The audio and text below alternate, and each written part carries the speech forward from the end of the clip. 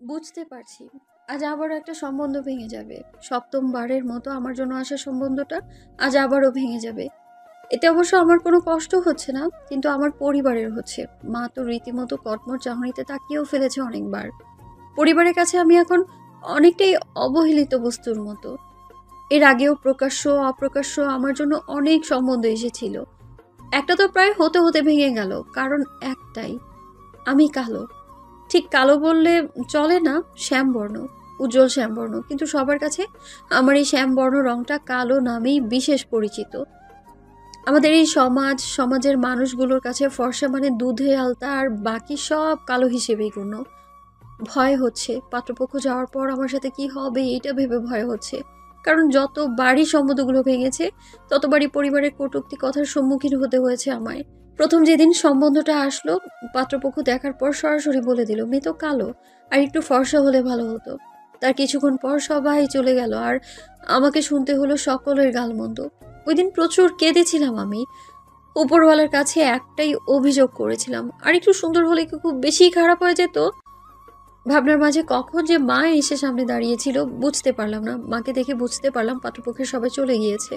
মা আমার দিকে রাগী দৃষ্টিতে তাকিয়ে বলল, তোকে কতবার বলেছিলাম একটু ফর্সা হওয়ার ক্রিম দে, মুখটা একটু ফর্সা কর, যেন পাত্রপক্ষের পছন্দ হয়, আর এবারের যাত্রায় বিয়েটা হয়ে যায়। না, তুই দিবি না। বলি, নবাবজাদি একটু ফর্সা না হলে তোকে কেউ বিয়ে করতে চাইবে কখনো? মা তুমি তো জানো আমার ওসব ক্রিম দিতে ভালো লাগে না। মুখটা ফর্সা করে কি হবে, হাত পা তো ঠিক আগের মতোই রয়ে যাবে। উল্টো ক্রিমের সাইড এফেক্টে স্ক্রিনটা নষ্ট হবে আমার। একটু নষ্ট হলে হতো, কিন্তু বিয়েটা তো হয়ে যেত। পরে না হয় শ্বশুর বাড়িতে গিয়ে ডাক্তার দেখিয়ে ফেলতি। আমি জল ভরা দৃষ্টিতে মায়ের দিকে তাকিয়ে রইলাম, কিছু বলিনি। শুধু ভাবছিলাম মায়ের কাছে আর আমি আর কিছুই না, তার কাছে আমার সুন্দর হওয়াটাই মুখ্য।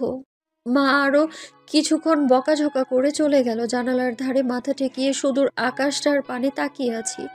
ভাবছি আমার জীবনটা এমন কেন হয়ে গেল। পরিবারের বড় সন্তান হওয়ার সুবাদে সকলের ভালোবাসাটা একটু বেশিই পেয়েছিলাম। যেই না বিয়ে দেবার জন্য উঠে পড়ে লাগলো, অমনি কালো বিধায় একের পর এক বিয়ে ভাঙছে বলে সেই ভালোবাসাটা ঘৃণায় পরিণত হলো। আজ প্রকৃতির হয়তো আমার মতোই মন খারাপ, নয়তো কিছুক্ষণ আগে রোদে ঝলমল করতে থাকা আকাশের নীলাভ বর্ণটা হঠাৎ নিকষ কালো হয়ে যাবে কেন? মনে হচ্ছে ধরণী কাঁপিয়ে এক্ষুনি বৃষ্টি নামবে। নামুক, খুব বৃষ্টি নামুক। বৃষ্টির ফোঁটার সাথে আজ চোখের সব জল বিসর্জন দিব আমি। প্রকৃতির সাথে সাথে নিজের কষ্টগুলো ধুয়ে মুছে ফেলবো। মন খারাপের বিষণ্ণতার মাঝে পরিচয়টা দেয়া হলো না। আমি অন্বেষা মেহরিন, ডাকনাম আভা। সকলে আভা বলেই ডাকে। এবার অনার্স প্রথম বর্ষ, বাংলা ডিপার্টমেন্টের ছাত্রী আমি। আমরা 4 বোন, ভাই নেই আমার। আমি সবার বড়, তার উপর গায়ের রং শ্যামবর্ণ, তাই আমাকে ঘিরে সবার চিন্তাটা একটু বেশি। আমাকে কিভাবে বিয়ে দিতে পারবে, আর বাকিদেরও আস্তে আস্তে বিয়ে দিয়ে মা বাবা ভার মুক্ত হবে। আমার অনেক পড়াশোনা করার ইচ্ছে, নিজেকে প্রতিষ্ঠিত করার ইচ্ছে, কিন্তু পরিবারের সকলের চিন্তা যত তাড়াতাড়ি বিয়ে দিতে পারবে তত তাড়াতাড়ি বোঝা কমবে। এইচএসসি পরীক্ষা দেওয়ার পরপর বিয়ে দেওয়ার জন্য উঠে পড়ে লাগে সবাই, কিন্তু হায়, আমার শ্যামবর্ণের জন্য বিয়েটাও হচ্ছে না। হয়তো আরেকটু ফর্সা চায়, নয়তো মোটা অঙ্কের যৌতুক। অবশ্য যৌতুক দিতে আমার পরিবারের কোনো আপত্তি নেই, কিন্তু আমার আছে। কেন যৌতুক দিব? আমি কি কোনো বস্তু যে যে যেভাবে চাইবে সেভাবে দরদাম করে নিবে? যৌতুকের কথা আসলে আমি পাত্রপক্ষের সামনে বিয়ে ভেঙে দিই, তার জন্য গালমন্দ কম শুনিনি আমি। হঠাৎ কারো স্পর্শ অনুভব করতে পিছু ফিরে দেখি সেজ বোনটা কাঁধে হাত রেখে ব্যথাতুর দৃষ্টিতে আমার দিকে তাকিয়ে আছে। আমাকে ফিরতে দেখে বলতে লাগলো, আপাই, বিয়েটা ভেঙে গিয়েছে বলে মা তোকে অনেক বকেছে তাই না রে? জানিস, স্কুল থেকে এসে শুনি বিয়েটা ভেঙে গেছে, তাই সোজা তোর রুমে চলে আসলাম। প্রতিবারই এমন হয়, আর তুই মন খারাপ করে জানলার ধারে বসে থাকিস। জানি না মা কেন এমন করে। মন খারাপ করিস না আপাই, দেখবি একদিন সব ঠিক হয়ে যাবে।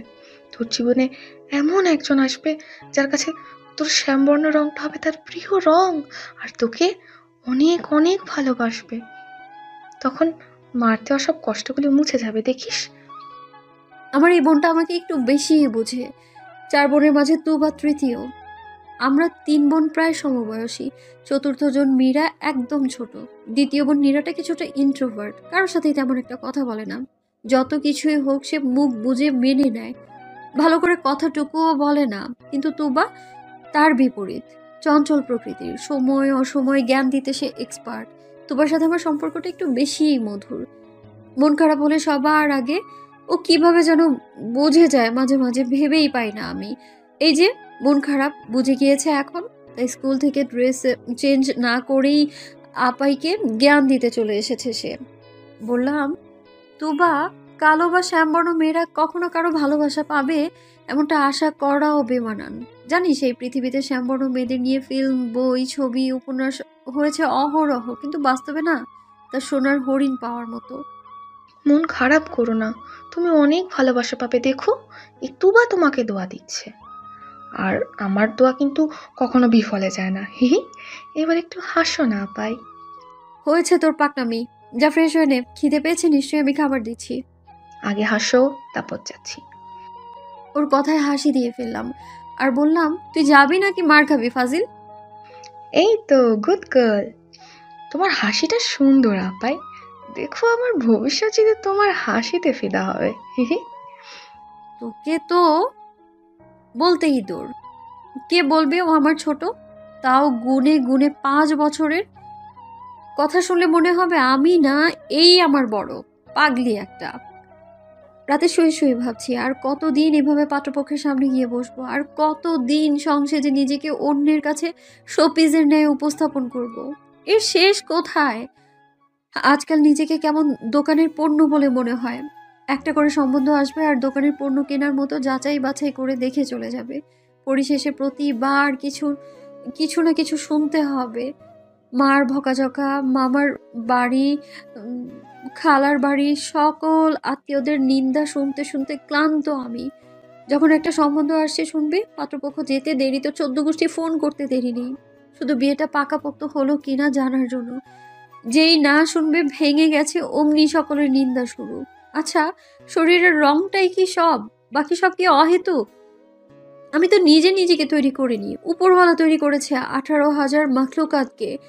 তার মাঝে ইনসান বা মানুষ পৃথিবীর সেরা জীব। তাহলে আমরা কেন আমাদের নিয়ে এত বিচার বিবেচনা করি?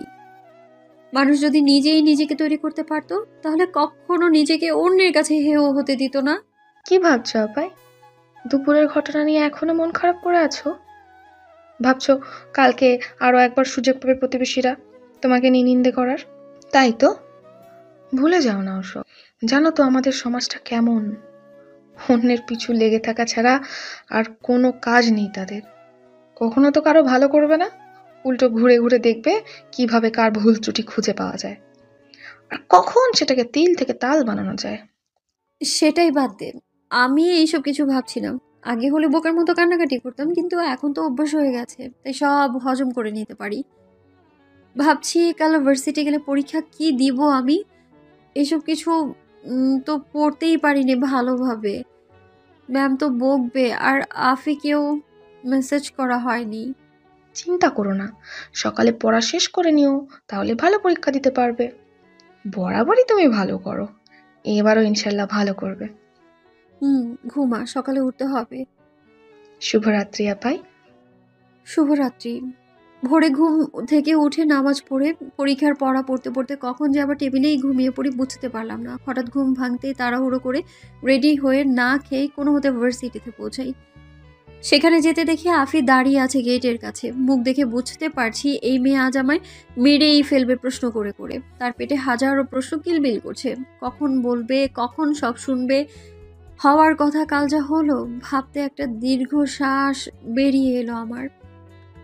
শয়তান মেয়ে, এ তোর আসার সময় হলো? কি করছিলি এতক্ষণ? জামাইয়ের কথা ভাবছিলি? ভেবেছিলাম একটু আগে আসলে কিছু কথা বলবো, সেটাও হলো না। উল্টো পরীক্ষা শুরু হয়ে গেল 10 মিনিট আগে, আর তুই আসছিস এখন। তাড়াতাড়ি চল। আফি, একসাথে এত প্রশ্ন করিস কেন তুই? ঘুম থেকে উঠতে দেরি হয়েছে, প্লাস জ্যাম ছিল তাই লেট। তোর সাথে আফিকে বলতে না দিয়ে আমি বললাম, জানি তোর পেটে হাজারো প্রশ্ন ঘুরঘুর করছে। এক্সাম শেষ হোক, তারপর আস্তে ধীরে সব বসবো, তারপর আস্তে ধীরে ক্যান্টিনে বসে আরাম করে সব বলবো। ততক্ষণ পর্যন্ত মুখটা বন্ধ রাখবি প্লিজ। বন্ধ মানে বন্ধ, জিপাপ। আচ্ছা, এখন যাই চল। কিন্তু আমার পেটে প্রশ্ন ঘুরপাক খাচ্ছে যে, সেটার কি হবে? সব না বলা পর্যন্ত শান্তি পাবো না আমি। জানি, পরে বলবো, চল। পরীক্ষা শেষে ক্লাসরুম থেকে বেরিয়ে আফি আর আমি হাঁটছি ক্যান্টিনের উদ্দেশ্যে। আফি প্রশ্ন নিয়ে বকবক করেই যাচ্ছে আর আমি শুনে যাচ্ছি, কিন্তু কিছু দূর যেতেই কোথা থেকে যেন একটা ক্রিকেট বল এসে ছুঁড়ে পড়লো আমার গায়ে। সামান্য ব্যথা পেলেও আশ্চর্য হয়েছি খানিকটা। নিচে ঝুঁকে বলটা হাতে নিতে দেখি এর মাঝে সাদা কি যেন একটা দেখা যাচ্ছে। কৌতূহলবশত খুলে দেখি এটা একটা চিরকুট, আর তাতে যা লেখা। আপু, প্রথমে ক্ষমা চেয়ে নিচ্ছি বল মারার জন্য। আসলে আমি শুনেছি আপনি খুব রাগী। এটা আমি নয়, ভার্সিটি প্রায় স্টুডেন্টরা জানে, এবং কোনো ছেলের সাথে কথা বলা পছন্দ করেন না সেটাও। তাই সরাসরি কথা বলতে পারবো না বলে এই টেকনিক ইউজ করছি। আমাকে এক সিনিয়র ভাইয়া জগিং দিয়েছে, বলছে আমি যদি আপনাকে কলেজের পিছনে পুকুর পাড়ে নিয়ে যেতে পারি তাহলে আমার অ্যাসাইনমেন্টের খাতা ফেরত দেবে, নয়তো ছিঁড়ে ফেলবে। প্লিজ আপু, আপনি একটু যাবেন, নয়তো আমার অ্যাসাইনমেন্টের খাতা ফেরত পাবো না। আমি আপনার কাছে হাত জোর করছি আপু, অনুরোধটি রাখুন। চিরকুট পড়া মাত্রই আমি আর আফি পুরোই হাঁ। চোখ তুলে তাকাতেই দেখি সামনে একটা ছেলে জলভরা দৃষ্টিতে আমাদের দিকে কেমন করে যেন তাকিয়ে আছে। বেচারা, দূর থেকে দেখেই বোঝা যাচ্ছে অনেক ভয়ে আছে খাতার জন্য। আফি আর আমি ছেলেটার দিকে এগিয়ে যাই, বলি, ভয় পেও না ভাইয়া, তোমার খাতার কিচ্ছু হবে না, চলো আমরা যাচ্ছি। ছেলেটা কৃতজ্ঞ চোখে তাকিয়ে হাঁটতে শুরু করলো। পিছু পিছু আমরাও তাকে অনুসরণ করে এগিয়ে যাচ্ছিলাম। হাঁটছি আর ভাবছি, আমি ছেলেদের সাথে কথা বলি না এটা সত্যি, কিন্তু তাই বলে রাগী? আমি তো আজ পর্যন্ত কারোর সাথে তেমন রাগ দেখাইনি, একমাত্র একটা ছেলের সাথে ছাড়া। মাস দুয়েক আগে একটা সিনিয়র ভাইকে সামান্য কথা শুনিয়েছিলাম, ক্যাম্পাসে কয়েকটা মেয়েকে উত্ত্যক্ত করেছিল, তাই। কারোর সাথে তেমন কোনো ঝামেলা তো হয়নি। হ্যাঁ, অবশ্য ওই দিনের ওই ঘটনার পর থেকে দেখতাম কিছু সংখ্যক ছেলে আমার দিকে কেমন করে যেন তাকাতো, তাই বলে আমি রাগী উপাধি পেয়ে গেলাম? আশ্চর্য। কথাটি ভাবছি আর হাঁটছি, তখন হঠাৎ দেখি আফি কেমন করে যেন আমার দিকে তাকিয়ে আছে। বিস্ময়ে চোখ বড় বড় করে ওকে জিজ্ঞেস করলাম, আমি যা ভাবছি তুইও কি তাই? একদম, আমিও তাই ভাবছি জানু। কিছুদিন আগে যে সিনিয়র ভাইটাকে কথা শুনিয়েছিলি উনি নয় তো? ওই দিন তো তিনি তেমন কিছু বলেননি, আজ আবারও সেই জন্য বদলা নিবে না তো? সাংঘাতিক যদি কিছু করে, না গেলে হয় না আভারানি। বিস্ময় এবং ঘাবড়ানো দৃষ্টিতে তাকিয়ে কথাগুলো বলছিল আফি। এতে যে আমারও ভয় হচ্ছে না তা কিন্তু নয়, ভয় পাচ্ছি আমি, সাথে সাহস সঞ্চয় করার চেষ্টাও করছি। বললাম, ভয় পাস না, কিছু বলে দেখুক বেটা, একদম নাক ফাটিয়ে দেবো পুরা, হাঁটতে থাক। কথাগুলো বলতে বলতে ছেলেটা সহ আমরা তিনজন কলেজের পিছে পুকুরের পাড়ে এসে দাঁড়াই। সামনে তাকিয়ে দেখি যা ভেবেছিলাম তাই, ওই দিনের ওই সিনিয়র ভাইয়াটা দাঁড়িয়ে আছে। আমাদের দেখে তিনি হাসি মুখে এগিয়ে এসে আমাদের সামনে দাঁড়ালেন। ছেলেটাকে তার খাতাটা ফিরিয়ে দিলেন। তিনি ছেলেটাকে ধন্যবাদ আর সরি দুটোই বললেন। আমাদের নিয়ে আসতে পেরেছে বলে ধন্যবাদ দিলেন, আর র্যাগিং করার জন্য সরি বলে বিদায় করে দিলেন। এতক্ষণ দাঁড়িয়ে দাঁড়িয়ে আফি আর আমি সবটাই শুনছিলাম। ওনাকে এগিয়ে আসতে দেখে তাকে কোনো রকমের সুযোগ না দিয়ে আমি বলতে লাগলাম, ভাইয়া, আমাদের এভাবে এখানে ডেকে আনার মানে কি? আর আপনি আমাকে সকলের কাছে রাগী বলে কেন পরিচয় করিয়ে দিচ্ছেন? আমি কি রাগী? সিরিয়াসলি? ওই দিনের ঘটনায় আপনার দোষ ছিল বলে আমি প্রতিবাদ করেছিলাম, তাই বলে ওই দিনের ঘটনাকে কেন্দ্র করে আজ এতদিন পর প্রতিশোধ নিতে এমন একটা নির্জন জায়গায় ডেকে আনবেন? এটা আপনার থেকে আশা করিনি। আফিও আমার সাথে সাথে গলা মিলালো। হ্যাঁ, তাই তো। আপনারা যদি কিছু করার থাকতো তাহলে ওই দিনই করে ফেলতেন। আজ একলা ডেকে এনে খারাপ কিছু করার ফোন দিয়ে আটবেন, এটা কেমন কথা? আগে ভাগে বলে রাখি, উল্টাপাল্টা কিছু করার ভাবনা মাথায় থাকলে ঝেড়ে ফেলুন মশাই, না হয় দুজন মিলে এমন কেলানি কেলাবো না, গার্লফ্রেন্ডের নাম ভুলে যাবেন। সিনিয়র বলে ছাড় পাবেন না কিন্তু। তাকিয়ে দেখি আফির কথাগুলো শুনে ভাইয়াটা কেমন অসহায় দৃষ্টিতে তাকিয়ে আছে আমাদের দিকে। দেখে মনে হচ্ছে আমাদের কথাগুলো ওনার ঠিক বোধগম্য হচ্ছে না। উনি বলতে লাগলেন, আপুরা, তোমরা যা ভাবছো আমি তেমন কিছুই করব না। আমি নিধির চৌধুরী, তোমাদের এক ইয়ার সিনিয়র। আমার এই আপুটার সাথে কিছু একান্ত কথা বলার ছিল, তাই ডেকেছিলাম। ক্যাম্পাসে কথা বললে মানুষ খারাপ ভাবতে পারে, আর ক্যান্টিনে বললে আমার বন্ধুরা দেখতে পেয়ে আবার উল্টাপাল্টা কিছু বলতে পারে, তাই আমি এখানে ডেকে এনেছি। আমার অন্য কোনো উদ্দেশ্য নেই, সত্যি কথা বলছি, তোমরা বিশ্বাস করো আমার কথা। আফি কিছু একটা বলতে যাবে, আমি ওকে থামিয়ে দিয়ে বললাম, আচ্ছা, আমরা আর কিছুই ভাববো না ভাইয়া। কি বলার জন্য ডেকেছেন বলুন সেটা। মনে হচ্ছে আমার স্বাভাবিক কণ্ঠে কথাটা শুনে উনি খানিকটা স্বস্তি পেলেন, যার ফলে তিনি কোনো রকম ভনিতা ছাড়াই এক শ্বাসে বলে দিলেন, আপু, তুমি কি আমার ভাবি হবে?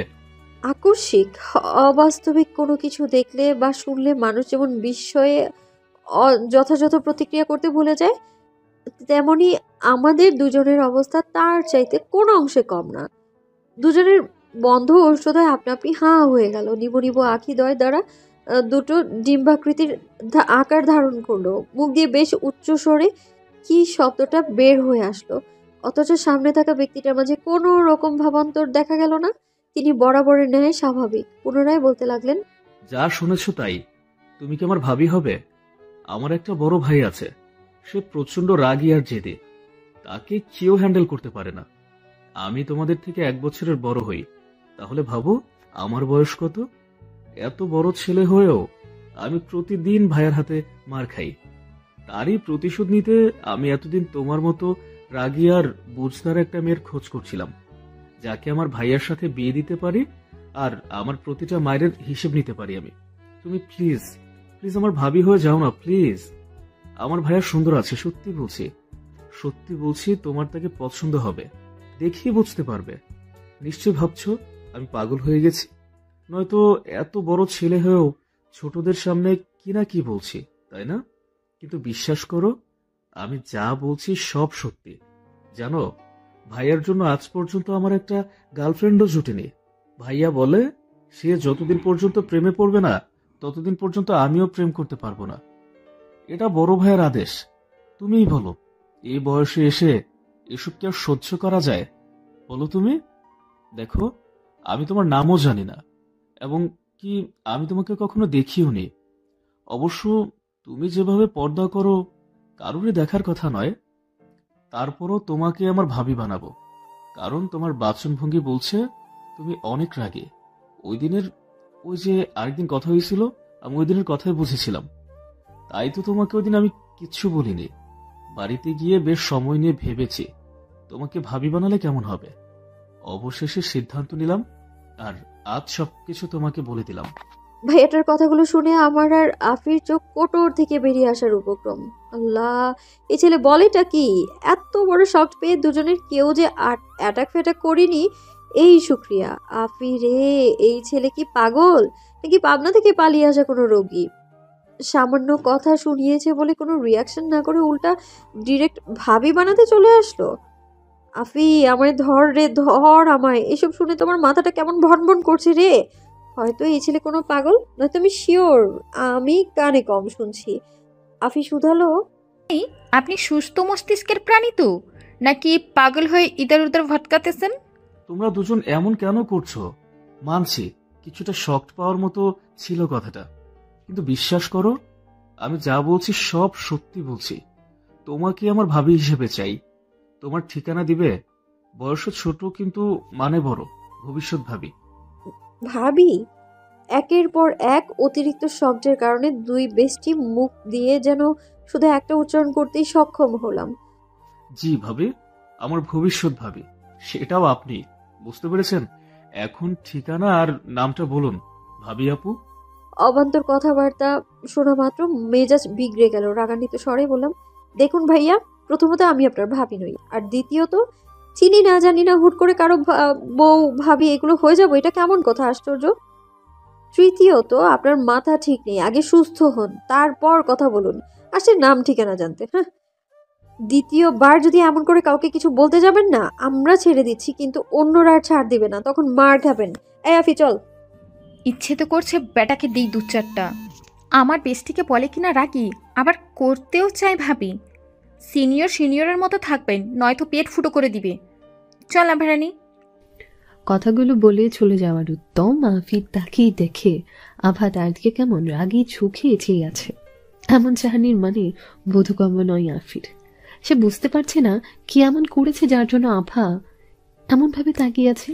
তখনই ভাইয়াটার কথা শোনা মাত্র আফি ধমকে গেল।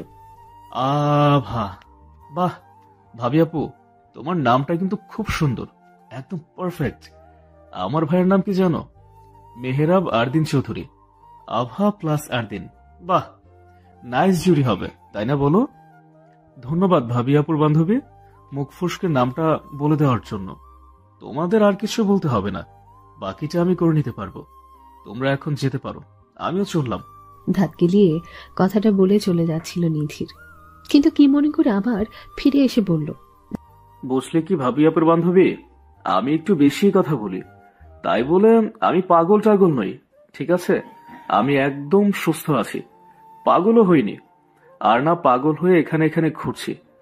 আর তুমি তুমি রেডি থাকো, ঠিক আছে? তোমাকে তো আমার ভাবি বানাবোই বানাবো, কিচ্ছু করতে পারবে না, এমনকি স্বয়ং আমার বড় ভাইও না। ভালো হবে এখন থেকে আমাকে ভবিষ্যৎ দেবর হিসেবে মেনে নিলে, কেমন? তাহলে ভবিষ্যতে দুজন মিলে ভাই আর ব্যান্ড বাজাতে পারবো। চললাম ভাবি আপু ও ভাবি আপুর বকবক করা বান্ধবী। দুজনের কাউকে কিছু বলার সুযোগ না দিয়ে ধূমকেতুর মতো তিনি চলে গেলেন, আর আমি হতাশ দৃষ্টিতে ওনার যাওয়ার পানি তাকিয়ে রইলাম। হিসেব মেলানোর চেষ্টা করছিলাম এতক্ষণ ধরে ঠিক কি কি হলো বা হয়ে গেল। এদিকে আফি অপরাধী নেই তাকিয়ে আছে, তার দ্বারা কি ভুল হয়েছিল তখন বুঝতে না পারলেও এখন সবটা জলের মতো পরিষ্কার। এখন তার অন্য কিছুতে ধ্যান নেই, সে এখন আভার হাত থেকে কিভাবে বাঁচবে সে চিন্তা করছে। অন্য সময় হলে প্রতিবাদ করত, কিন্তু এখন সে নিজে বড় সড় বিপদে আছে, তাই আগে নিজেকে বাঁচানো ফরজ মনে করছে। ভয় ভয় বলতে শুরু করলে, সরি আভারানী, বিশ্বাস কর আমি বলতে চাইনি, কিন্তু মুখ ফসকে বলে ফেলেছি। আর আমি মুখটাও না, দেখ রাগ করিস না জানু, আজ না হয় কাল তো নামটা জেনেই যেত উনি, একটু তাড়াতাড়ি জেনে গেছে এ আর কি। জানলে জানতো, তাই বলে তোকে সেই দায়িত্বটা নিতে কে বলেছে? তোর মুখ এত বেয়াদব কেন? হ্যাঁ, হুটহাট ফসকে যায়। এখন ভয় হচ্ছে কি জানি হয় সামনে। উফ, সরি, যা হবার হবে, বাদ দে, চল কিছু খেতে চাই, খিদে পেয়েছে। বাট ক্যান্টিনে নয়, এই মুহূর্তে ক্যান্টিনে যাওয়ার মন মানসিকতা নেই। চল রেস্টুরেন্টে যাই। রানীর বাজারে নতুন একটা রেস্টুরেন্ট ওপেন হয়েছে জানিস, খানাপিনার সাথে ঘোরাঘুরি আর আড্ডা সব করা যাবে, মনটাও ফ্রেশ হয়ে যাবে। কাল যা হলো তার উপর আবার আজ কিছুক্ষণ আগে যেটা ঘটলো, দেখতেই তো পেলি, সব মিলিয়ে বিষাদ লাগছে সবকিছু। একটু ফ্রেশনেস দরকার আছে আমার এখন। চল। কালকের যা যা হয়েছে সব কিছু বলবি কিন্তু। আচ্ছা বলবো। রেস্টুরেন্টে খাবার অর্ডার দিয়ে বসে আছি আমি আর রাফি। বরাবরের মতোই আমার মুখ ভাঙা টেপ রেকর্ডারের চেয়েও বেশ দ্রুত গতিতে চলছে। তার কথা বলার টপিক হচ্ছে আমাকে নিয়ে, কারণ কাল কি কি হয়েছিল সব খুলে বলেছিলাম আমি। আমাকে দেখতে আসা ছেলের কাপড়ের বড় একটা শোরুম আছে, আর তারা আরো সুন্দর একটু মেয়ে খুঁজছে। মা আবার বকাঝকা করেছে। সব মিলিয়ে যখন বিস্তারিত বললাম, ব্যাস সেই থেকে বান্দা শুরু করে দিল জ্ঞান দেয়া, ঠিক তোমার মতো। আমার আর কি করার, অগত বসে বসে জ্ঞানগুলো গিলার চেষ্টা চালাচ্ছি আমি, আর মাথাটা দুলাচ্ছি।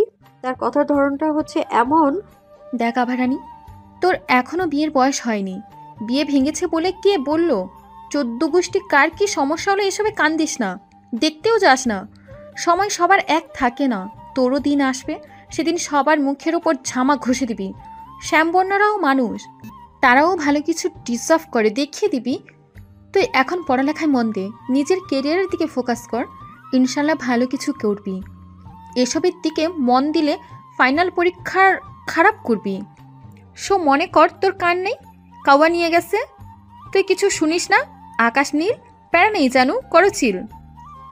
এই মহিলা তুই কত বকবক করতে পারিস রে, আল্লাহ মালুম। উফ, তবে জ্ঞানগুলো শুনতে কিন্তু ভালোই লাগছে, কি বলিস? হ্যাঁ, কিন্তু আফি, আমি বিয়ে নিয়ে ভাবছি না। মেয়ে যেহেতু হয়েছি, সম্বন্ধ তো আসবেই, পছন্দ হলে হবে, না হলে নাই, এতে আমার কোনো সমস্যা নেই। কিন্তু নিশ্চয়ই আল্লাহ তাআলা ভালো কিছুই রেখেছেন। এই মুহূর্তে আমি ভাবছি ভাইয়াটার কথা। আমরা ভেবে মরলাম কি, আর উনি করলেনটা কি? ঠিক বলেছিস। তবে তুই যাই বলিস, আমার কিন্তু ব্যাপারটা দারুণ লেগেছে, কেমন সিনেম্যাটিক। নয়তো তুই ভাব, তুই ওনাকে কথা শোনালি, উনি কিছু না বলে উল্টো তোকে তার ভাবি বানাতে উঠে পড়ে লাগছে। উপভোগ করার মতো ছিল দৃশ্যটা। ওর মাথায় দুটো গাট্টা মেরে বললাম, আমি মরছি আমার জ্বালায়, তুই আছিস তোর শয়তানি নিয়ে, ফাজিল মেয়ে কোথাকার। এরপর কি হবে সেটা ভাব। আজ তো কলেজ থেকে চলে আসলাম, কাল যদি আবারও হয় তখন কি হবে? মনে হচ্ছে না এই ছেলে সহজে আমার পিছু ছাড়বে। কিছু একটা তো করার দরকার আছে। এক্ষুনি কিছু একটা আইডিয়া ভেবে রাখতে যান, পরে যদি সমস্যা হয় তাহলে কাজে লাগিয়ে বেঁচে যেতে পারবো। আহা, ভয় পাচ্ছিস কেন? পরেরটা পরে দেখা যাবে। আমি আছি না, ভয় কিসের? তুই আছিস সেটাই তো আরো বেশি ভয়ের। কি থেকে কি করে বসবি, তখন আম ঝালা সব যাবে। এমন করে বলছিস কেন জানু? মানছি একটু ভুল হয়েছে, তাই বলে কি একই ভুল দুবার করব নাকি? পাগলে পাইছে আমারে। ভাবিস না, আর কিচ্ছু করব না। এখন খাওয়া দাওয়া শুরু কর। বহুত বকবক করে ফেলেছি, খিদা লাগছে। তাই যেন হয়। কথাগুলো মনে রাখিস। তোর উপর আমার বিশ্বাস নড়বড়ে। চল খাওয়া শুরু করি। আমার দিকে এতক্ষণ কারো নজর না পড়লেও এখন দেখে মনে হচ্ছে ঠিক এই মুহূর্তে সকলের মধ্যমণি আমরা দুজন। সেটা অবশ্য আমার খাবার খাওয়া নিয়ে যে তাও অনুমান করতে পারছি। কারণটা হলো আমি মুখ না খুলে নিকাবের ভেতর দিয়ে খাবার খাচ্ছি। আসলে আমি ফুল পর্দা করে চলি সব সময় সব জায়গায়। প্রথম প্রথম সবেতে একটু কষ্ট হতো, সময়ের ন্যায় আজ সেটা অভ্যাসে পরিণত হয়ে গিয়েছে। তাই আমার খেতে কোনো সমস্যাই হচ্ছিল না, স্বাচ্ছন্দ্যে খাচ্ছিলাম। কিন্তু তাদের তাকানো দেখে মনে হচ্ছে আমি পর্দা করি বলে রেস্টুরেন্টে বসে খাবার খাওয়াটা আমার জন্য বেমানান হয়ে গিয়েছে। শুধু যে তাদের ক্ষেত্রে এমনটা হয়েছে তেমনটা কিন্তু নয়। আমাদের দেশের মানুষরা এখন পশ্চিমাদের সঙ্গে তাল মিলিয়ে চলতে গিয়ে এমনটাই তারা ভাবতে বাধ্য হচ্ছে। তারা ভাবে পর্দা যখন করবে তাহলে রেস্টুরেন্টে কেন আসে, পার্সেল নিয়ে বাড়িতে গিয়ে বসে খেলেই তো পারে। কিন্তু তারা এটা ভাবে না কেউ যদি সঠিক নিয়মে আল্লাহকে সন্তুষ্ট করার উদ্দেশ্যে এবং অন্যের কুদৃষ্টি থেকে নিজেকে সুরক্ষিত রাখতে পর্দার মেনটেন করার চেষ্টা করে, তাহলে সে যে কোনো জায়গায় যে কোনো পরিস্থিতিতে পর্দা মেনে চলাফেরা করতেই পারে, সেটা হোক রেস্টুরেন্টে বা জনসমাগম। আমরা তাদের দিকে না তাকিয়ে নিজেদের মতো খাবার খেয়ে বেটা মিটিয়ে চলে গেলাম। তারা দুজন চলে গেল, অথচ একজন ফেলে গেল তার জীবনের অতি মূল্যবান কিছু, যা তার অনাগত জীবনে বেশ প্রস্তাবনা রাখতে যাচ্ছে। ইস, সে যদি তার সম্পর্কে একটু অবগত হতে পারত। ভুল করে যদি দুজনের কেউ একজন রেস্টুরেন্টের একদম শেষের কর্নারে থাকা টেবিলটার দিকে দৃষ্টিপাত করত, তাহলে হয়তো দেখতে পেত একজোড়া চোখ তাদের দিকে বেশ কৌতূহল নিয়েই তাকিয়ে আছে। চোখ জোড়ার মালিক, যিনি কিনা শুরু থেকে শেষ পর্যন্ত তাদের দুজনকে প্রতিটা মুহূর্তে লক্ষ্য করে গিয়েছে, তাদের নিয়ে অনেক কিছু ভেবেছে। আফসোস, দুজনের একজনেরও নজরে এলো না বিষয়টা। স্যার, আমরা কি এখানে খেতে এসেছি নাকি অপরাধীকে ধরতে? না মানে বলছিলাম কি, যদি অপরাধীকে ধরতে এসে থাকি তাহলে আর খাবারের দিকে নজর দিব না, আর যদি খেতে এসে থাকি তাহলে ঠিক আছে। শুনেছি রেস্টুরেন্টটা একদম নতুন, বুঝতেই পারছেন, নতুন মানে সব আইটেম ভালো ভালো হবে। জানেন নতুন রেস্টুরেন্টের মালিকরা কি করে? তাদের রেস্টুরেন্টের পরিচিত বাড়াতে প্রথম প্রথম খাবারের ব্যবস্থা খুব ভালো মানের করে থাকে। খাবারের কথা ভাবতেই তো আমার জিভে জল আসছে। আহ স্যার, কিছু তো বলুন, আমি কি বেশি বলে ফেললাম? এই রে, স্যার আবার রেগে যায় না। স্যার ও মা, তাকিয়ে দেখি স্যার এ দুনিয়াতেই নেই। আমি আর ভাবছি স্যার রেগে গিয়েছেন, কিন্তু উনি তো আমার কথাই শোনেননি। স্যার, আপনি ওইদিকে কি দেখছেন? কিছু তো নেই ওইখানে। স্যার, ও স্যার, স্যার। হঠাৎ কারো ডাকে ভাবনা থেকে বেরিয়ে এসে দেখি আমার অ্যাসিস্ট্যান্ট সিয়াম আমার দিকে কেমন হাঁ করে তাকিয়ে আছে। বললাম, এমন হাঁ করে কি দেখছো গর্ধপ? মুখ বন্ধ করো। আর হ্যাঁ, কি যেন বলছিলে, শুনতে পাই নাই, একটু অন্যমনস্ক ছিলাম। আবার বলো। বলছি, কিন্তু তার আগে বলুন আপনি ওইদিকে কি দেখছিলেন? স্যার, ওইদিকে যতটুকু দেখা যাচ্ছে দেখে তো মনে হচ্ছে না ওখানে কেউ আছে। তাহলে কাকে দেখছিলেন স্যার? আমি কাউকে দেখছিলাম না সিয়াম, তুমি ভুল ভাবছো। কি বলছিলে সেটা আগে বলো। আর দিনের কথাগুলো শুনে মনে হলো না সিয়ামের ঠিক বিশ্বাস হয়েছে বলে। হঠাৎ তার কিছু মনে পড়তে বড় বড় চোখে করে তাকালো তার স্যারের দিকে। অবিশ্বাস্য দৃষ্টিতে তাকিয়ে বিস্মিত কণ্ঠে বলল, স্যার, ওই টেবিলটিতে তো দুটো মেয়ে বসেছিল, যার মাঝে একজন ছিল যিনি নিকাবের ভিতর দিয়ে খাবার খাচ্ছিল। বাই চান্স আপনি ওদের দিকে তাকিয়েছিলেন না তো? সর্বনাশ! স্যার, এই দুজনের মাঝে কোনো একজনকে কি আপনার পছন্দ হয়েছে? নিকাবলকে পছন্দ হলে আপনার জন্য ঠিক আছে, উনি কেমন শান্তশিষ্ট, আর অন্যজন বাপরে আসার পর থেকে বকবক করেই যাচ্ছিল। এই মেয়ে যার বউ হবে তার জীবন শেষ করে দেবে স্যার, আমি বলে রাখলাম, মিলিয়ে নিয়েন। ধ্যাত্তেরি, আমিও না। একে আমরা আবার কোথায় পাবো? মিলিয়ে দেখতে যাব যে। হয়েছে তোমার কথা বলা, নাকি বাকি আছে আরো? থাকলে সেগুলোও বলে নিতে পারো। আমি শুনছি, শুরু করো। সরি স্যার, আমি তো। চুপ করো স্টুপিড, বক বক করেই যাচ্ছে। আমার তো এখন মনে হচ্ছে ওই মেয়ের স্বামী নয়, বরং তোমার বউয়ের জীবন তুমি শেষ করে দিবা। এভাবে বলতে পারলেন স্যার? কিছুটা গোমরামুখ করে বলল কথাটা সিএম। হয়েছে, অর্ডার নিতে বলো, ক্ষুধা পাইছে, বাসায় যেতে হবে তো। আছে, তোমাকেও ছুটি দিচ্ছি। ধন্যবাদ স্যার, আজকে ছুটিটার আমার অনেক প্রয়োজন ছিল, মাকে হাসপাতালে নিয়ে যেতে হতো। অসংখ্য ধন্যবাদ স্যার। সেটা আমি জানি, তাই ছুটি দিয়েছি, এমনি এমনি কখনোই দিতাম না।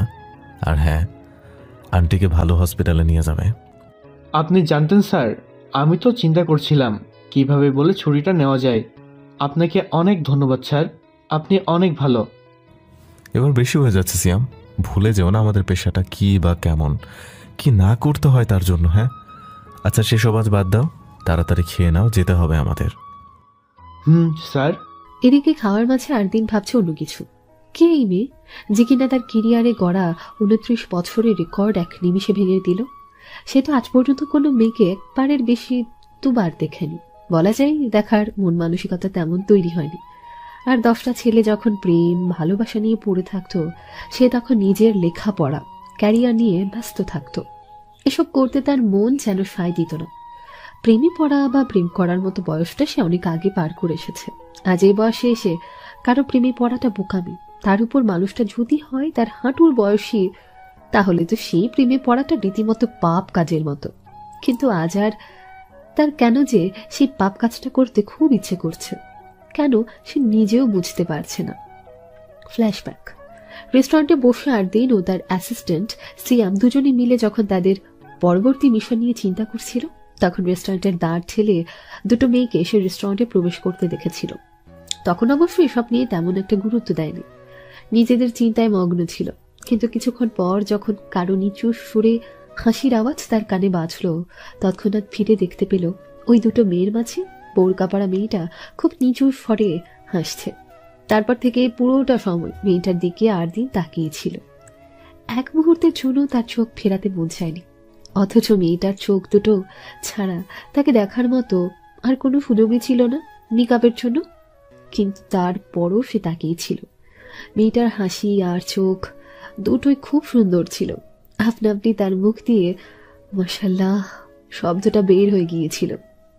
তাকে জানতে হবে কে এই মেয়ে, অবশ্যই সেই কাজটা তাকে করতে হবে একান্তভাবে, ঘৃণা করে যেন কেউ টের না পায়।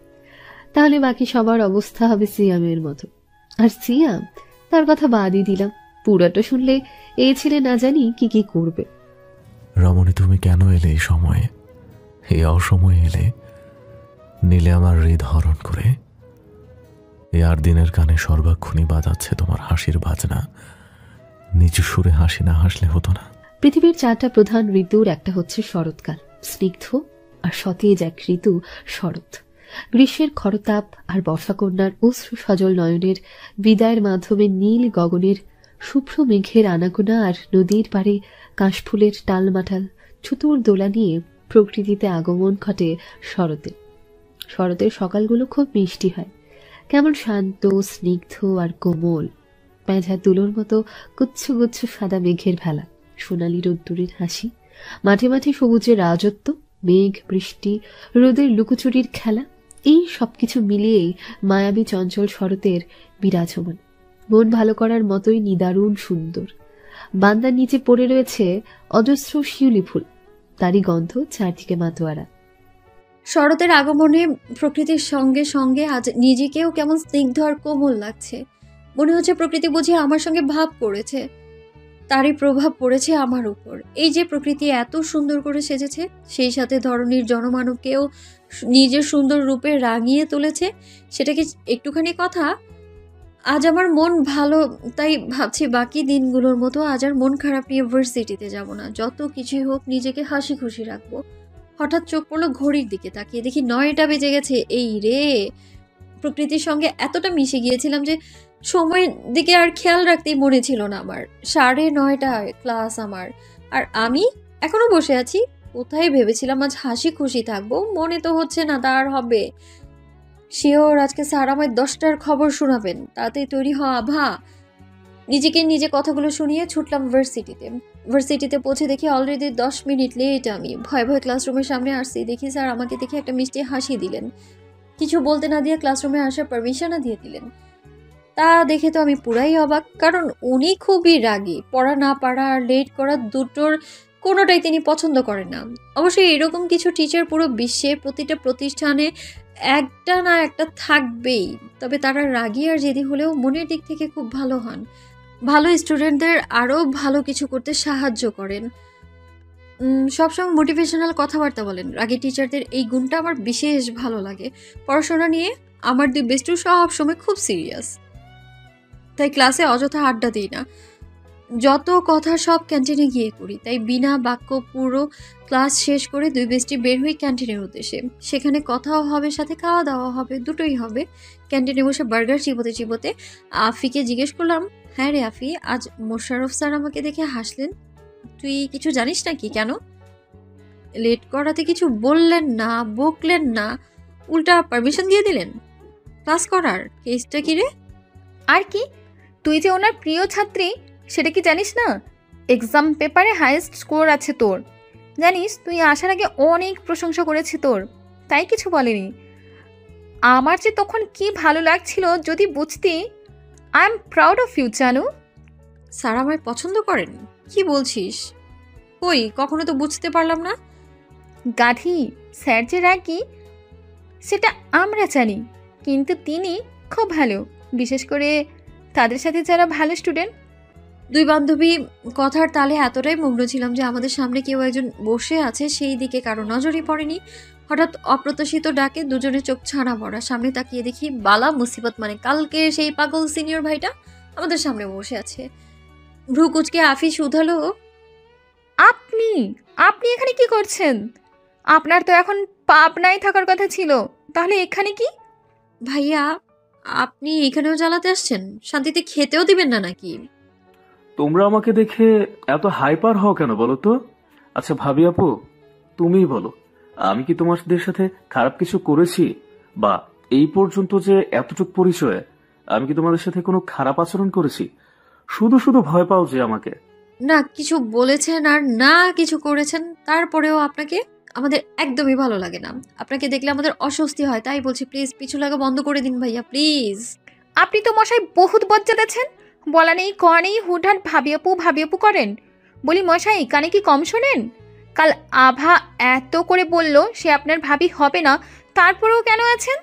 ভাবি আপুর বান্ধবী, তুমি এত বাচাল কেন? হ্যাঁ, সারাদিন মুখে পক পক পক পক পক পক লেগেই থাকে, মুখ ব্যথা করে না তোমার? এবার কিন্তু বেশি বেশি হচ্ছে। কাল কিছু বলতে পারিনি, নিজে বিপদে ছিলাম, তাই বলে আজও কিছু বলবো না, এইটা ভাবা আপনার একদম বোকামি। তাই সাবধানে কথা বলুন, ওকে? তাকিয়ে দেখি এরই মাঝে দুইজন হাঁটতেই ঝগড়া লেগে গিয়েছে। এদের ঝগড়া দেখে দিলাম এক ধমক, এই দুজন চুপ করবি? তখন থেকে ঝগড়া করেই যাচ্ছিস। বলছি এটা ক্যান্টিন, মাছের বাজার না। আর ভাই, আপনি ছেলে হয়েও এত ঝগড়া কি করে করতে পারেন? হ্যাঁ, আর তুই আফি, তোকে তো আমি পরে দেখে নিচ্ছি। ভাইয়া, আপনাকে শেষবারের মতো বলছি, আমাদের পিছু নিবেন না প্লিজ। আমি কারো ভাবি টাবি হব না, আপনি এখন আসুন। ভাবি আপু, তুমি আমার টাবি হওয়া লাগবে না, স্রেফ ভাবি হলেই চলবে। দেখলি তো এই ছেলের কাণ্ড। এত কিছু বললি সেই ভাবি করছে, আর তুই আমাকে দোষ দিচ্ছিস। দিস ইজ নট ফেয়ার জানো। কিছুটা ন্যাকা সুরে কথাটা বলে আফি থামলো। এইদিকে দুটোর কথা শুনে রাগে আমার পুরো শরীর কাঁপছিল। অনেক কষ্টে নিজেকে সংযত রেখে বললাম, চুপ কর ড্রামা কুইন, নয়তো দিব এক থাপ্পড়। চল বাসায় যাব। আর ভাই আপনি প্লিজ এবার এসব বন্ধ করুন, ভাল লাগছে না আর। আপনি প্লিজ আসুন এখন। ওনাকে বিদায় দিয়ে দুজন ইতিমধ্যেই অর্ধেক পথ চলে এসেছিলাম। তৎক্ষণাৎ ভাইয়াটা পুনরায় ভাবি আপু ডেকে থামিয়ে দিল। আমাদের দুইজনকে দাঁড়াতে দেখে তিনি এগিয়ে আসলেন, সামনে এসে দাঁড়িয়ে বললেন, আচ্ছা আমি আর তোমাকে ভাবি আপুও ডাকবো না, জ্বালাবো না, প্রমিস। তবে আমার একটা শর্ত আছে, একটা প্রশ্ন করব, তার সঠিক উত্তর দিতে হবে। আফি কে যেন বলতে চাচ্ছিল, ভাবলাম কথা বাড়িয়ে লাভ নেই, তাই থামিয়ে দিয়ে বললাম, জি বলুন। ততক্ষণে আমরা কথা বলতে বলতে ক্যান্টিন থেকে বেরিয়ে কলেজের গেটের কাছে চলে এসেছি। ভাইয়াটা বললেন, ধন্যবাদ। আচ্ছা, তুমি আমার ভাবি হতে কেন রাজি হচ্ছ না জানতে পারি? আমার জানা মতে তোমরা 4 বোন, ভাই নাই। তুমি সবার বড়। তোমার আব্বু প্রবাসী, মানে সৌদিতে থাকেন। তোমাকে বিয়ে দেওয়ার জন্য নানান সম্বন্ধ আসছে। শুধু একটু শ্যামবর্ণ বলে কিছু বিয়ে ভেঙে গেছে তোমার। এবং কি তোমার কোনো বয়ফ্রেন্ডও নাই। তাহলে বিয়ে করতে সমস্যা কি? যদি ভেবে থাকো তুমি শ্যামবর্ণ বলে ভাইয়ের তোমাকে পছন্দ হবে না, তাই বিয়ে করতে চাচ্ছ না, তাহলে বলি তুমি ভুল। আমার ভাইয়ের শ্যামবর্ণ মেয়েদের অনেক পছন্দ, তাই সবকিছু জেনে তোমাকে ভাবি বানাতে চাচ্ছে। বুঝতে পারছো? এত কিছু বলেও যদি বিশ্বাস না হয়, আমাদের বাড়িতে একদিন যাবে, তাহলে শ্যামবর্ণ বলে তোমার মনে যে কুণ্ঠা আছে তার নিমিষে দূর হয়ে যাবে। আমি গ্যারান্টি দিয়ে বলছি, কারণ আমার মা তিনিও শ্যামবর্ণ। আর জানো, আব্বু আম্মুর লাভ ম্যারেজ ছিল। তো এখন বলো, কেন আমার ভাবি হবে না? নিজ সম্পর্কে এত কিছু শুনে আমি যে স্বাভাবিক নেই আমাকে দেখে যে কেউ তা বুঝতে পারবে। কোনো মতে আফির দিকে এগিয়ে গিয়ে বললাম, আফি, জীবনে আর কত সব পাওয়া বাকি আছে রে, একটু বলবি আমায়? না মানে, কাল যা হলো সেগুলো কি কম ছিল? যেটুকু বাকি ছিল সেটাও আজ পুরোপুরি হয়ে গেল, নাকি এর পরবর্তী পর্বে আরো কিছু বাকি আছে রে? হ্যাঁ, জিজ্ঞেস করতো ভাইয়াটাকে। বিশেষ করে আমার না মাথা ঘুরতেছে। সেটাই তো দেখছি, একদম আটঘাট বেঁধে নেমেছে বেটা। মনে হচ্ছে না তোকে আমি বাঁচাতে পারবো। দেখে মনে হচ্ছে উনি আমাদের সব কথা শুনেছেন, তাই তো জবাব দিলেন, আরো অনেক কিছু বাকি আছে ভাবি আপু, আগে আগে দেখো হোতা হে ক্যা। আমি বললাম, আচ্ছা ভাইয়া, এবার আমি একটা প্রশ্ন করব। হ্যাঁ, অবশ্যই করো ভাবি আপু। বন্ধ করুন আপনি টেক রেকর্ডারের মতো ভাবি আপু বলা। আমার আমার সম্পর্কে এত কিছু জানলেন কি করে আপনি? আর শুধু কি আমি রাগী বলে বা আপনার ভাই শ্যাম বর্ণদের পছন্দ করে বলে সেই কারণে এইসব করছেন আপনি, নাকি অন্য কোনো বিশেষ কারণ আছে? কোনটা? হ্যাঁ, প্রথমত আপনি আমার ভাবি আপু, দ্বিতীয়ত আমার ফ্রেন্ড কৌশিককে, মানে আপনার পাড়ার এক পরিচিত ভাই যে কিনা আমার বন্ধু, তাকে আপনার নাম বলাতে সে ফরফর করে আপনার সম্পর্কে A to Z সবকিছু বলে দিয়েছে। তৃতীয়ত প্রশ্নের উত্তর সময় হলে নিজেই জানতে পারবেন, তাই এটা স্কিপ করলাম। আর কিছু? এদিকে দুজন কথা বলছে, অপরদিকে আফি চিন্তা করছে অন্য কিছু। হঠাৎই গেটের কাছে কিছু একটা দেখতে পেয়ে তার চোখ ছোড়া জল জল করে উঠল। তৎক্ষণাৎ সে আভাকে ডেকে বলল, আভারানি, আমি এই মুহূর্তে যা বলবো বা যা করব তুই শুধু তাতে মাথা নাড়াবি, মানে হ্যাঁ বুঝাবি, বাকিটা আমার উপর ছেড়ে দে। একে তো আমিই দেখে নিব। এই মুহূর্তে বাঁচতে হবে, তাই আফির কোনো কথার অর্থ না বুঝে আমিও বোকার মতো মাথা নেড়ে সায় দিলাম। আফি এগিয়ে গিয়ে জবাব দিল, আফির, আর কিছু কি না সেটা আবার আমি বলি? আর কিছু জানার নেই ঠিকই, তবে আপনার সব ইনফরমেশন সলিড থাকলেও একটা জিনিস খুব বাজেভাবে স্কিপ করে গেলেন। সেটা হলো, কে বলেছে আভারানির বয়ফ্রেন্ড নেই? যে বলেছে সে ভুল বলেছে। সত্যিটা আমি বলি, আভারানির বয়ফ্রেন্ড আছে এবং সে তার উডবি হবে। তাই তো আভারানি বিয়েতে রাজি নয়, তাই না আভারানি? কথা শুনে প্রচুর রাগ হলো। মিথ্যা কেন বলতে যাবে সে? সত্যি বলে হয় বিয়ে করব না। ওকে টান মেরে সাইডে নিয়ে জিজ্ঞেস করলাম, তুই শুধু শুধু মিথ্যা কেন বলছিস রে? তুই কি ওনার ভাবি হবি? যদি হতে চাস তাহলে কিছু বলবো না, আর যদি না হতে চাস তাহলে যা বলছি তাই চুপচাপ কর। আচ্ছা করছি, তাতে যেন হিতে বিপরীত না হয়, দেখিস কিন্তু। ভাবি আপু, তোমার বয়ফ্রেন্ড আছে? কৌশিক যে বললো নেই, তাহলে? মুখে বললাম জি আচ্ছা, কিন্তু মনে মনে বললাম আমার যে বিএফ আছে তা একমাত্র এইমাত্র জানা আমি। উনি কিভাবে জানবেন এটা?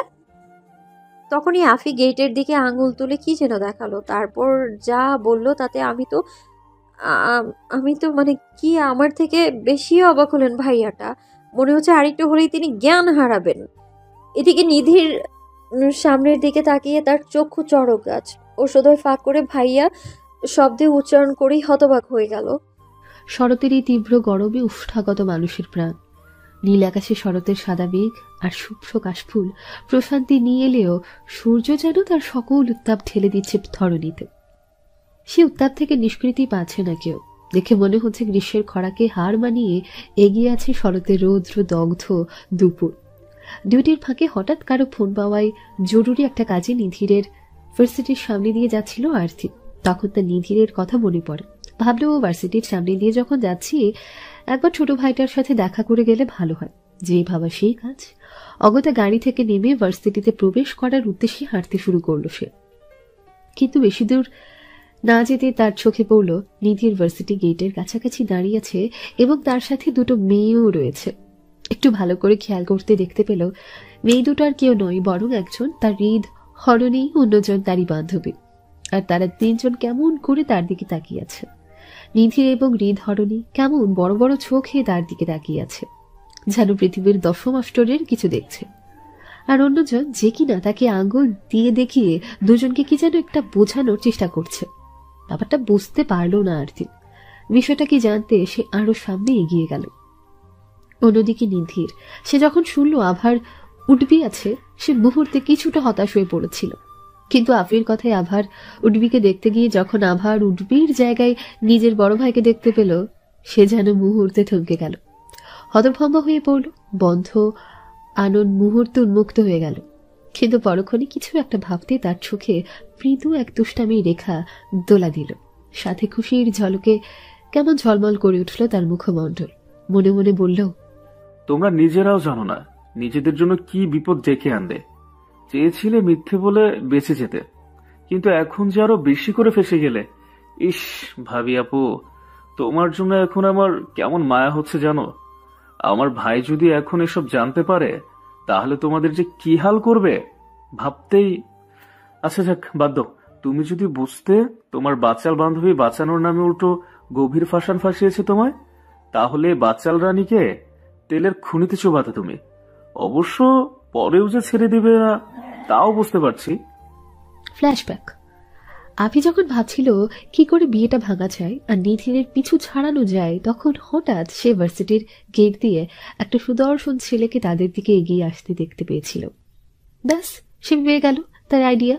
তারপর নিধির আর আভাকে ইশারা দিয়ে গেটের সামনে আসতে থাকা আগন্তুককে দেখিয়ে বলে দিল সেই নাকি তার জিজু এবং আভার উঠবে।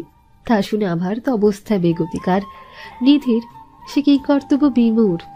তাই আফিকে জিজ্ঞেস করলো, তুমি কি শিওর ইনি তোমার জিজু আর ভাবি আপুর উঠবে? আফি কেমন কনফিডেন্সের সাথে জবাব দিল, 100% গ্যারেন্টি উনি আমার জিজু, তাই না আভা? তা বলতে যে আফির তখনকার বলা কথাগুলো মনে পড়তে আভা কোনো মতে নিজের মাথা নাড়ালো। অর্থাৎ আফি যা বলছে তা সত্যি। নিধির তখন আভাকে মিন করে বলল, তুমি কি ভাবি আমারই ভাইয়ের উঠবি বউ হতে যাচ্ছ, অথচ আমার কথায় পাত্তা দিচ্ছেন না? হ্যাঁ, তুমিও না? নিধিরের কথা শুনে দুজনের উপর যেন সপ্ত আকাশ একসঙ্গে ভেঙে পড়ল। কি ভাইয়া বলে একসঙ্গে চিৎকার করে উঠল দুজন। নিধির একটা পৈশাচিক হাসি দিয়ে দুজনের প্রশ্নের জবাবে জানালো। তা শুনে আবার মরমর অবস্থা, নেত্রপল্লব অশ্রু জলে টালমাটা। আর আফি, তার কথা বাদই দিলাম, তার অবস্থা সবচেয়ে বেশি ভয়াবহ। দুজনের অবস্থা দেখে নিধিরের বেশ হাসি পাচ্ছিল, সাথে কিছুটা কষ্টও লাগছে, কিন্তু কিছুই প্রকাশ করলো না। ততক্ষণে আরদি তাদের সামনে এসে দাঁড়ালো, নিধিরকে উদ্দেশ্য করে বলল, তুই এখানে ওনাদের সাথে কি কথা বলছিস? আর উনি এমন কাঁদছেন কেন? কিছু কি করেছিস? অতঃপর দুজনের দিকে ফিরে বলল, তোমাদেরকে নিধির কি কিছু বলেছে? তাহলে বলতে পারো, আমি ওকে ইচ্ছে মতো ধোলাই দেবো। হ্যাঁ, ভয় না পেয়ে নির্দ্বিধায় সত্যিটা বলো। সাথে সাথে আভা রাফি দুজনে করুণ চোখে চাইলো আর দিনের দিকে। কারণ যদি সত্যিটা বলে নিধির নয় তারাই ধুলাই খাবে, সেটাও জেলে গিয়ে। যদি মানহানির কেস করে তাহলে তো কথাই নেই, দুজনই ফিনিশড। হঠাৎ দুজনের এভাবে তাকানো দেখে কিছুটা আশ্চর্য হলো আরতি। তার এই ধরনের দিকে তাকিয়ে দেখল গধূলির রক্তিম লাল আভার ন্যায় কেমন রক্তিম হয়ে আছে তার নেত্রযুগল। কিছুক্ষণ পরপর মৃদু নাক টানা শব্দ হচ্ছে, সাথে থেকে থেকে কাঁপছে তার এই ধরনী। মুহূর্তে তার কাছে সবটা পরিষ্কার হয়ে গেল। তার এই ধরনী কান্না করছে, সেটা ভাবতে আর দিনের কেমন অস্থির অস্থির লাগা শুরু করলো। নিশ্চয়ই নিধির কিছু করেছে, এটা ভেবে তার প্রচন্ড রাগ হলো। নিধিরকে ধমক দিয়ে জিজ্ঞেস করলো, নিধির সত্যি করে বলতো তুই কি করেছিস ওনাদের সাথে? দুজন এভাবে কান্না করছে কেন? তোকে কতবার বলেছিলাম মেয়েদের সাথে কখনো খারাপ আচরণ করবি না। মেয়েরা মায়ের জাত, তাদের অসম্মান করা মানে আমাদের মা জাতিকে অসম্মান করা। আম্মু তোকে প্রতিদিন এসব শোনায়, তারপর তুই। আরো কিছু বলবে আর দিনকে থামিয়ে দিল নিধির। বলল, আমি ওদের সাথে কিচ্ছু করিনি ভাইয়া। আমি তো আমার উডবি ভাবি মানে তোমার উডবি বউয়ের সাথে কিছু ডিসকাস করার চেষ্টা করছিলাম, কিন্তু কিছু বলার আগে দুজন এমন ভাবে কান্নাকাটি শুরু করে দিল। তাতে আমার কি দোষ বলো, তাই না উডবি ভাবি আপু?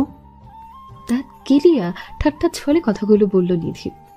কিছু যদি করে নাই থাকিস তাহলে ওনারা, ওয়েট আ মিনিট, এক মিনিট, তোর উডবি ভাবি আমার উডবি বউ মানে কি যাতা বলছিস? দিনে দুপুরে নেশা টেশা করলি নাকি? হ্যাঁ, অমান্তর সব কথাবার্তা বলেই যাচ্ছিস। উঠবি বউ কথাটা শুনে আর দিন বেশ ভরকে যায়। সে ভাবছে সে তো কাউকে বলেনি এই ধরনের সম্পর্কে, তাহলে নিধির কেন সব বলছে? তার উপর বলছে তার উঠবি বউ।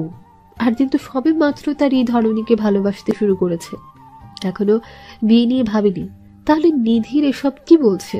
দেখতে হচ্ছে ব্যাপারটা। তখনই নিধির প্রত্যুত্তর করলো, ও মা, তুমি তোমার উডবি বউকে চিনতে পারছো না? ওহ কামন ভাইয়া, তোমার সাথে মিথ্যা বলো না। তুমি ধরা পড়ে গেছো। তুমি নাকি আবার উডবি স্বামী, সেটাই এতক্ষণ ধরে তোমাকে বুঝাচ্ছি বাসেল রানী, অথচ তুমি অস্বীকার যাচ্ছ। এটা একদমই ঠিক না ভাইয়া। আমি তোমার ভাই হয়ে কিছু জানতে পারলাম না, অথচ আমাকে বাসেল রানীর থেকে তোমার সম্পর্কে শুনতে হচ্ছে। নিধির, বেশি বাড়াবাড়ি করছিস তুই। হ্যাঁ, কি বলছিস তুই নিজে জানিস তো? আরে আমার উঠবি আসলো কোত্থেকে? আমি তো কখনো কোনো মেয়ে দেখতে যাইনি। উঠবি বউ তো দুরাজীব, আমি তো ওদেরকে আজকেই প্রথম দেখলাম। তাহলে ওরা দুজন যে বলছে যে তুমি আবার উঠবি, সেটা কি মিথ্যা? কি বাচাল রানী বলো? দুজনকে কাবু করতে পেরে খুশিতে যেন নিধিরের মনে ঢোল বাজছে। আর দিন জবাব দিল, আলবাত মিথ্যা, আমি ওনাদের কখনোই দেখি নাই, ভালো করে চিনিও না। উঠবি বউ হওয়া তো প্রশ্নই আসে না। সেটা আমি খুব ভালো করে জানি ভাইয়া, তুমি যে ওদের কখনো দেখোনি সেটাও সত্যি। আচ্ছা, আমাকে একটু সময় দাও, আমি তোমাকে সবকিছু পরিষ্কার করে বলছি। তার আগে পরিচয় করিয়ে দেই, তারপর আভাকে দেখিয়ে। এ হলো অন্বেষা মেহরিন, ডাকনাম আভা। নামটা শোনার সাথে সাথে আরতির মনে মনে তার এই ধরনের নামটা কয়েকবার উচ্চারণ করে নিল। অন্বেষা নামটা সত্যি সুন্দর। আফিকে দেখিয়ে, এ হলো আফিয়া তাহসিন ওরফে বাচাল রানী। দুজনই বাংলা ডিপার্টমেন্ট প্রথম বর্ষের স্টুডেন্ট। পরিচয় করিয়ে দেওয়ার সুবাদে তাদের দুজনকে ঠাঁই দিল আরতি। প্রত্যুত্তরে আভা ও আফি দুজনের একজন কিচ্ছু বলল না, আগের নেই তাকিয়ে রইল তার দিকে। এদিকে আরদিন কিছু বুঝতে পারছে না দুজনের কি হয়েছে। তার এই ধরনের মেয়েটা কেটে কেটে নিখাবে পুরো ভিজিয়ে ফেলেছে। নিধির আরদিনকে দেখিয়ে বলল, ভাবি আপু, উনি আমার ভাইয়া এবং তোমার উডবি স্বামী মেহরাব আরদিন চৌধুরী। পেশায় কি সেটা আজও আমরা কেউ জানি না, সবার থেকে আড়াল করে রেখেছে। তবে প্রায় রাতে তাকে হাতে পায়ে জখম নিয়ে বাড়িতে আসতে দেখি। তোমার প্রথম দায়িত্ব হবে ভাইয়া কি জব করে সেটা খুঁজে বের করা। নিধির আর কিছু বলতে যাচ্ছিল, আরদিন তাকে ধমক দিয়ে চুপ করিয়ে দিল। অযথায় এত কথা কেন বলিস তুই নিধির? হ্যাঁ, সে আসার পর থেকেই দেখছি এরা দুজন আমাকে দেখে কেমন কেঁদে যাচ্ছে। কেন সেটা না বলে তুই আমার সম্পর্কে রচনা বলে শুরু করছিস? হ্যাঁ, মূল পয়েন্ট নিয়ে কথা বল। অযথা কথা বলা আমার পছন্দ না, সেটা তুই খুব ভালো করে জানিস। এদিকে আরদিনের ধমক দেওয়া দেখে আভার ভয়ে হাত পা কাঁপছে। নিধির বলেছিল তার বড় ভাই নাকি অনেক রাগী। সেদিন কথাটা বিশ্বাস না করলেও আজ নিজের চোখে দেখতে পারছে। লোকটাকে আর্মিতে বা নেভিতে জব করে, চোখে মুখে কেমন একটা কাঠিন্যের ছাপ। নিধিরের এইটুকুতে যিনি এত রেগে যাচ্ছেন, সত্যিটা যদি শুনে ঠিক কি কি করবে সেটা ভাবতে তার অন্তরাত্মা শুকিয়ে গেল। কি দরকার ছিল আফির মিথ্যা বলতে যাওয়া? আর সেই বা কেন তাতে সায় দিল? সেসব ভাবতে তার নিজের উপর নিজেরই কেমন রাগ লাগলো। আভার আত্মমর্যাদা বোধ খুবই প্রখর। সে ছোট থেকেই বই পড়তে পছন্দ করে। ক্লাস 7ম শ্রেণী থাকাকালীন সমরেশ মজুমদারের 7 কাহন নামে একটি উপন্যাস পড়েছিল। উপন্যাসের প্রধান চরিত্র দীপাবলির যে প্রখর আত্মমর্যাদা আত্মসম্মান ছিল, তা থেকে বেশ গভীরভাবে তাকে স্পর্শ করেছিল। সে থেকেই অবধি তার আত্মসম্মান আত্মমর্যাদা বোধ কখনো দাগ লাগতে দেয়নি। অথচ আজ যেন সব চোখের পলকে ধূলিসাৎ হয়ে গেল। আর তা ভাবতে নিজের উপর নিজে রাগে ক্ষোভে ফেটে পড়তে ইচ্ছে করলো। কিঞ্চিত দূরে আফিকে দেখে মনে হচ্ছে সে এখনো কোনো গভীর ঘরে আছে, যার রেশ এখনো কাটাতে পারছে না। সে এই মুহূর্তে ঠিক যা যা শুনছে বা যা যা দেখছে তা যেন একটা খারাপ স্বপ্ন কিংবা ভ্রম। সে তো চেয়েছিল আফিকে নিধিরের থেকে বাঁচাতে, তাই অচেনা অজানা আগন্তুককে দেখে মিথ্যে বলে দিয়েছিল। ভেবেছিল পরে ভাইয়াটার কাছে ক্ষমা চেয়ে নেবে, কিন্তু সব যে তার উল্টো হয়ে যাবে তা সে ঘুণাক্ষরেও বুঝতে পারেনি। বিশ্ব ব্রহ্মাণ্ডে আর কোনো ছেলে ছিল না, ওনাকে নিধিরের ভাই হতে হলো। তারা যে আরো বিপদের গহীনে ঢুকে পড়েছে তা আন্দাজ করতে পারল। আভার কথা সত্যিই হলো, আম ছালা দুটোই তারা হারালো। বিষণ্ণতা একটা মানসিক সমস্যা বা মানবিক আবেগ যা সকল মানুষ তাদের জীবনে নির্দিষ্ট একটা সময় এসে অনুভব করে। এর প্রভাবে মন খারাপ, হতাশা এবং সবকিছুর প্রতি কেমন একটা অনীহা বোধ জন্মায়। এমন পরিস্থিতিতে মানুষ নিজস্ব অনুভূতিতে অস্বস্তি বা ব্যথিত অনুভব করে। চারপাশটা কেমন বিষাদ আর বিষাক্ততার আবরণে আবৃত থাকে। মনে হয় এই বুঝি দম বন্ধ হয়ে মরেই যায়। বিষণ্ণতায় ঘেরা নিকষ কালো এই আধার রজনীতে খোপাহীন খোলা কেশে ছাদের এক কোণের দেয়ালে মাথা ঠেকিয়ে বসে আছে আভা। এলোমেলো সব অনুভূতি নিয়ে শূন্য দৃষ্টিতে তাকিয়ে আছে চন্দ্রবিহীন অন্তরিক্ষের পানে। দুপুরের সব কথা মনে পড়তে তার নিজের মাঝে খুব হীনমূল্যতা বোধ কাজ করছে। মনে হচ্ছে সে বুঝি চারদিক থেকে অন্ধকার দেখতে পাচ্ছে। মানুষটা তাকে নিয়ে কি ভাবলো সেটা ভেবে ভেবেই নিজের মাঝে কেমন অস্থিরতা অনুভব করছে। মানুষটা কি তাকে খারাপ মেয়ে ভাবছে? মানুষটা কি তাকে ওসব মেয়েদের দলে গণ্য করছে যারা কিনা সুদর্শন যুবক দেখলে কাছে পাবার মনোবাসনা করে? তেমনই মেয়ে ভাবছে কি? কিন্তু সে তো এমন মেয়ে না। তার কেন ইচ্ছে করছে এক ছুটে মানুষটার সামনে গিয়ে দাঁড়াতে আর বলতে, শুনুন, আমি তেমন মেয়ে নই যেমনটা আপনি ভাবছেন। বিশ্বাস করুন, আমি চাইনি মিথ্যে বলতে, কিন্তু আফির কথা বলতে বাধ্য হয়েছি। আমি তো চেয়েছিলাম সত্যিটা বলে নিধির ভাইয়ারকে বিদায় দিতে, কিন্তু আফিটা মাঝখানে ঝামেলা বাঁধিয়ে দিল। আর বেচারির কি বা দোষ বলুন? সে তো আমাকে বাঁচাতেই চেয়েছিল, তাই তো এসব করলো। তবে সেটা ভুল উপায়ে। তার উল্টো প্রতিক্রিয়া হবে যে মেয়েটা বিন্দু মাত্র আন্দাজ করতে পারেনি, নয়তো কি আর এইসব বোকামি করতো? কখনো করতাম না। আরদিন যখন নিধিরকে বারবার জিজ্ঞেস করছিল কি হয়েছে সত্যিটা খুলে বলতে, তখন কিছুটা বাধ্য হয়ে পুরো ঘটনা তাকে ডিটেলসে খুলে বলে নিধির।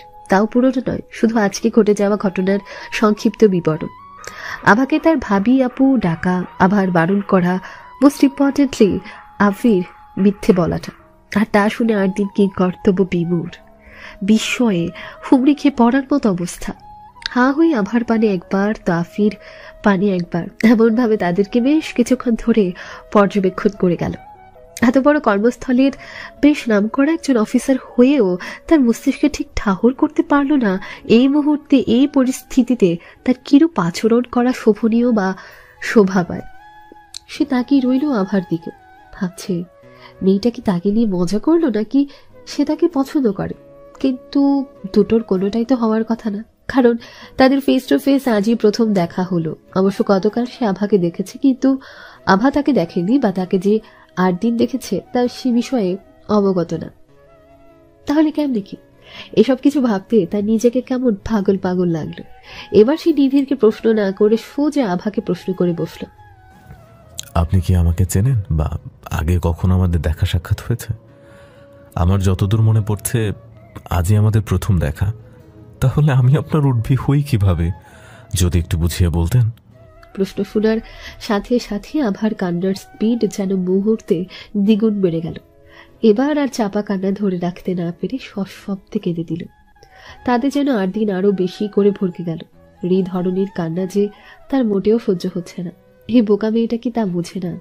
একটাবার তার চোখের দিকে তাকালে সে দেখতে পেত তার অশ্রু জলে সিক্ত নেত্রপল্লব দেখে 8 দিনের যে হৃদয়ে রক্তক্ষরণ হচ্ছে। তার বলতে ইচ্ছে হচ্ছে, দোহাই তোমায় নিধরণী, আর কেঁদো না। দেখো তোমার কান্না দেখে আমার ভেতরটায় কেমন তাণ্ডব চলছে।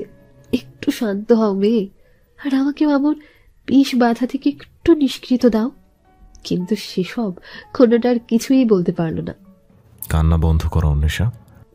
বাক্যটা ছাড়া আর তাতেই যেন জাদুর মতো কাজ হলো। তার এই ধরনই কান্না বন্ধ করে ফ্যাল ফ্যাল দৃষ্টিতে তাকিয়ে রইল তারই পানে। এদিকে আভা যখন 8 দিনের মুখে অন্বেষা নামটা শুনতে পেল, মুহূর্তে যেন তার শরীরের এক অদ্ভুত শিহরণ ভয় গেল। হৃৎপিণ্ড দ্রুত গতিতে উঠানামা করতে আরম্ভ করল।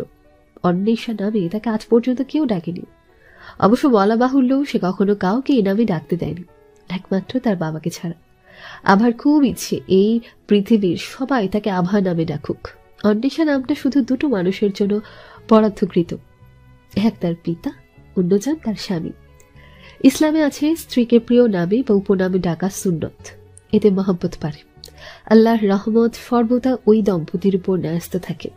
তাই তারও ইচ্ছে বিয়ের পর স্বামীকে বলবে, আপনি আমাকে সকলের মতো আভা না ডেকে অন্বেষা নামে ডাকবেন। কিন্তু আজ যেন সামনে থাকা ব্যক্তিরা তার ইচ্ছেকে দাবিয়ে দিল ওই নামটাই ডেকে। তার ইচ্ছে করছে বলতে, শুনুন, আপনি আমাকে ওই নামে ডাকবেন না। পৃথিবীর দুটো স্পেশাল মানুষের জন্য সেই নামটা আমি যত্ন করে রেখে দিয়েছি, আপনার জন্য নয়। কিন্তু বলতে পারল না, বলার মতো সময়টা যথাযথ নয়। তাই আবারও আরদিনের দিকে পিট পিট চোখে চেয়ে রইল। আরদিন যখন দেখল তার এই ধরনের তার প্রশ্নের উত্তর দিচ্ছে না, তাই আবারও প্রশ্নটা করার জন্য উদ্যোগ নিতে পেছন থেকে এতক্ষণে আফি মুখ খুলল, বলল, ভাইয়া, আমি এর উত্তরটা দিচ্ছি। আভারানীকে প্লিজ কিছু বলবেন না। মেয়েটার কোনো দোষ নেই, সব দোষ আমার। আসলে আমরা চেয়েছিলাম কিছু একটা বলে নিধির ভাইয়ার থেকে বেঁচে যেতে, কিন্তু বুঝতে পারিনি বাঁচার নামে উল্টো ফেসে যাব। আমরা তো জানতামই না আপনি কে। ভেবেছিলাম এখন কিছু একটা বলে বেঁচে যেতে পারলে পরে ক্ষমা চেয়ে নিব, কিন্তু আপনি যে নিধির ভাইয়ার ভাইয়া তা বুঝিনি। যা যা হলো তার জন্য আমরা খুবই দুঃখিত, দয়া করে ক্ষমা করে দিন। আরতি, সে তো কখনো তার এই ধরনীকে কষ্ট পেতে দিত না। যাই হোক, যে কোনো পরিস্থিতিতে হোক না কেন বাঁচিয়ে দিত, কিন্তু ছোট ভাইয়ের সামনে নিজের কঠোর সত্তা বজায় রাখতে কিছু একটা ভাবার ভান ধরে বলল, বুঝলাম। আচ্ছা যাও, তোমাদের দুজনকে আমি ক্ষমা করে দিব একটা শর্তে। বলো, রাজি হবে? শর্তের কথা শুনে আফির মনে মনে বলল, এই দুই ভাই কি শর্ত ছাড়া আর কিছু বোঝে না? আজীব, এক ভাইয়ের শর্ত রাখতে গিয়ে দুজনের ব্যান্ড বেজে গিয়েছে, এখন আবার এর শর্ত। বলি, শর্তে শর্তে কি এবার মরে যাব নাকি ভাই? মুখে জবাব দিল, জি বলুন। তোমার এই বোকা বান্ধবীকে বলো কান্না থামাতে। যেভাবে কান্না করছে, নাকের জল চোখের জল সব একাকার করে নিকাবকে রীতিমতো 3-4 বার গোসল করায় ফেলছে। তার কান্না আমার কলিজায় বারবার আঘাত করছে, যা সহ্য করা ভীষণ দায়। তাকে থামতে বলো প্লিজ। নিধির বোকার মতো হা করে রইল। সে তো ভেবেছিল তার ভাই অন্তত কিছু হলেও বলবে, কিন্তু সে যে কিচ্ছু বলল না, উল্টো ভাবিয়াপুর কান্না থামাতে বলেছে। আমার ভাই তা এত সরল না। সে যত দূর তার ভাইকে চেনে, আর দিন মেয়েদের রেসপেক্ট করলেও অভদ্রতা কখনো টলারেট করে না। অথচ সেখানে আফি তাকে উঠবি জিজু আর ভাবিয়াপুর উঠবি স্বামী বলেছে। প্রত্যুত্তরে তার ভাই এত সহজে ওদের ছেড়ে দিল, ভদ্রতার খাতিরে নাকি অন্য কোনো কারণে? খাবলা আছে, জিজ্ঞাসা করতে হবে। ততক্ষণে আভাও কান্না থামিয়ে দিয়েছে। সেও নিধিরের মতো একই চিন্তায় চিন্তিত। সামনে দাঁড়ানো ব্যক্তির সম্পর্কে যা শুনেছে, যা দেখেছে, আর এই মুহূর্তে যা দেখছে, সবকিছু কেমন তালগোল বেঁধে গেছে তার কাছে। আফিও যে কম অবাক হয়নি তা কিন্তু নয়। তাই বোকার মতো প্রশ্ন করলো, আর কিছু বলবেন? আরো কিছু কি বলার ছিল? তোমাদের দেখে বোঝা যাচ্ছে তোমরা তোমাদের কাজটা কতটা লজ্জিত নিয়ে। মানুষ অপরাধ করে যখন তার অপরাধ সম্পর্কে অবগত হয়, সে উপলব্ধি করতে পারে তার দ্বারা ভুল হয়েছে এবং তার জন্য সে অনুতপ্ত। তখন তাকে বলার মতো কিছু অবশিষ্ট আর থাকে না। সেই মুহূর্তে অপরাধীকে ক্ষমা করে দেওয়াই উচিত। তাই বলছি, এসব ভুলে বাসায় যাও। তোমার আভারানীকেও জানিয়ে দিও এই মেহরাব আরদিন চৌধুরী তাকে ক্ষমা করে দিয়েছে। সে যেন আর বোকার মতো কান্নাকাটি না করে, মন খারাপ করে না থাকে। আর হ্যাঁ, এখন থেকে আর কোনো রকম টেনশন করতে হবে না। নিধির তোমাদের আর জ্বালাবে না, আমি কথা দিচ্ছি। এই যে, তোর যদি আর কোনো ক্লাস না থাকে তাহলে বাসা যা, রাতে তোর সাথে কথা হবে। কিছুক্ষণ তার এই ধরনের দিকে মোহনীয় দৃষ্টিতে তাকিয়ে জরুরি কাজের তলবে তিনজনকে বিদায় দিয়ে আরদিন চলে গেল। ভাবনা থেকে বেরিয়ে আভা দেখল তার মা তাকে ডাকছে রাতের খাবারের জন্য। বসা থেকে উঠে সিঁড়ি দিয়ে নামার সময় দেখতে পেল মেজ বোন নীরাও সিঁড়ি বেয়ে উপরে উঠছে। হয়তো তাকে ডাকতে এসেছিল। নীরা আভাকে দেখতে পেয়ে বলল, আপাই, এত রাতে ছাদে কি করছিলে? মা তখন থেকে ডেকে যাচ্ছে তোমায়, আসছো না দেখে আমি আসলাম। চলো, খেতে যাবে? তোরার নাকি প্রচুর খিদে পেয়েছে, তাই সে আমাকে পাঠিয়েছে। চল, নীরা আজ রাতে আমাদের সাথে শুবি তুই, কথা আছে। আচ্ছা আপাই, এখন চলো। প্রেমে পড়া মানেই মন কেমন করা, বুকের মধ্যে কি যেন একটা তোলপাড় করা অনুভূতি। প্রেয়সীর কথা ভাবতে রন্ধ্রে রন্ধ্রে এক অদ্ভুত শিহরণ বয়ে যাওয়া। আর সেটা যদি হয় প্রথম প্রেম, তাহলে সে তো সংজ্ঞাহীন। প্রেম যদি হয় সোনালী স্মৃতি, তাহলে প্রথম প্রেম সোনা রঙে আঁকা স্মৃতির ঝরোখা। সদ্য প্রেমে পড়া কিশোর কিশোরীর কাছে প্রেম হলো স্বর্গীয় অনুভূতি। তখন তাদের কাছে দুনিয়াটা রঙের কোটর ন্যায় মনে হয়। এই বুঝি প্রজাপতির পাখা লাগিয়ে শহরের আনাচে কানাচে ঘুরে বেড়ানোর সময়।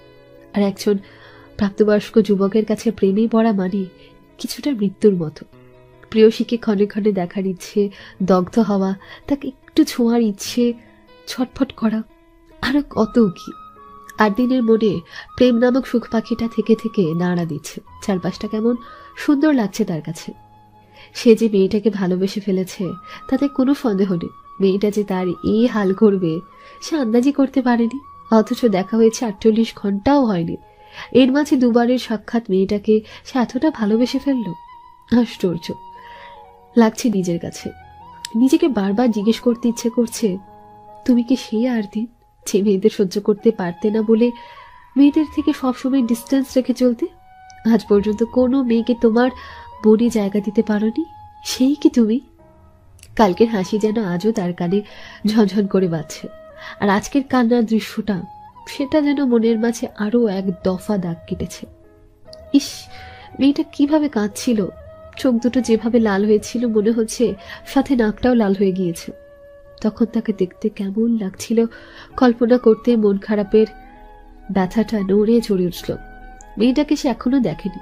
দুটো চোখ, সামান্য হাসির আওয়াজ আর কান্নার শব্দ, এই তিনটার বেশি কিছু দেখেনি। অথচ সে মেয়েটাকে ভীষণ ভালোবেসে ফেলেছে।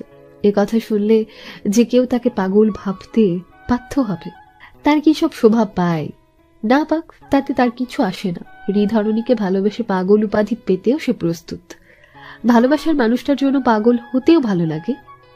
নিধি এসেছিল আর দিনের সাথে দুপুরের ঘটনা নিয়ে কথা বলতে, কিন্তু দরজার কাছে আসতেই দেখতে পেল আর দিন কফি মগ হাতে কিছু একটা ভাবছে আর মিটিমিটি হাসছে। নিধিরে আর বুঝতে বাকি রইল না তার ভাই যে প্রেমে পড়েছে। তার এখন নাচতে ইচ্ছে করছে। ফাইনালি তার ভাই প্রেমে পড়েছে, তার মানে তার রাস্তাও ক্লিয়ার। এখন থেকে সেও প্রেম করতে পারবে খুশিতে। সে বাগবাগু। হঠাৎ তার মাথায় প্রশ্নের দোল খেল, মেয়েটা কে? তার ভাবি আপু কি? কিন্তু সেটা কিভাবে সম্ভব? তাদের দেখাই হলো আজ। প্রথম দেখায় প্রেম নয় তো?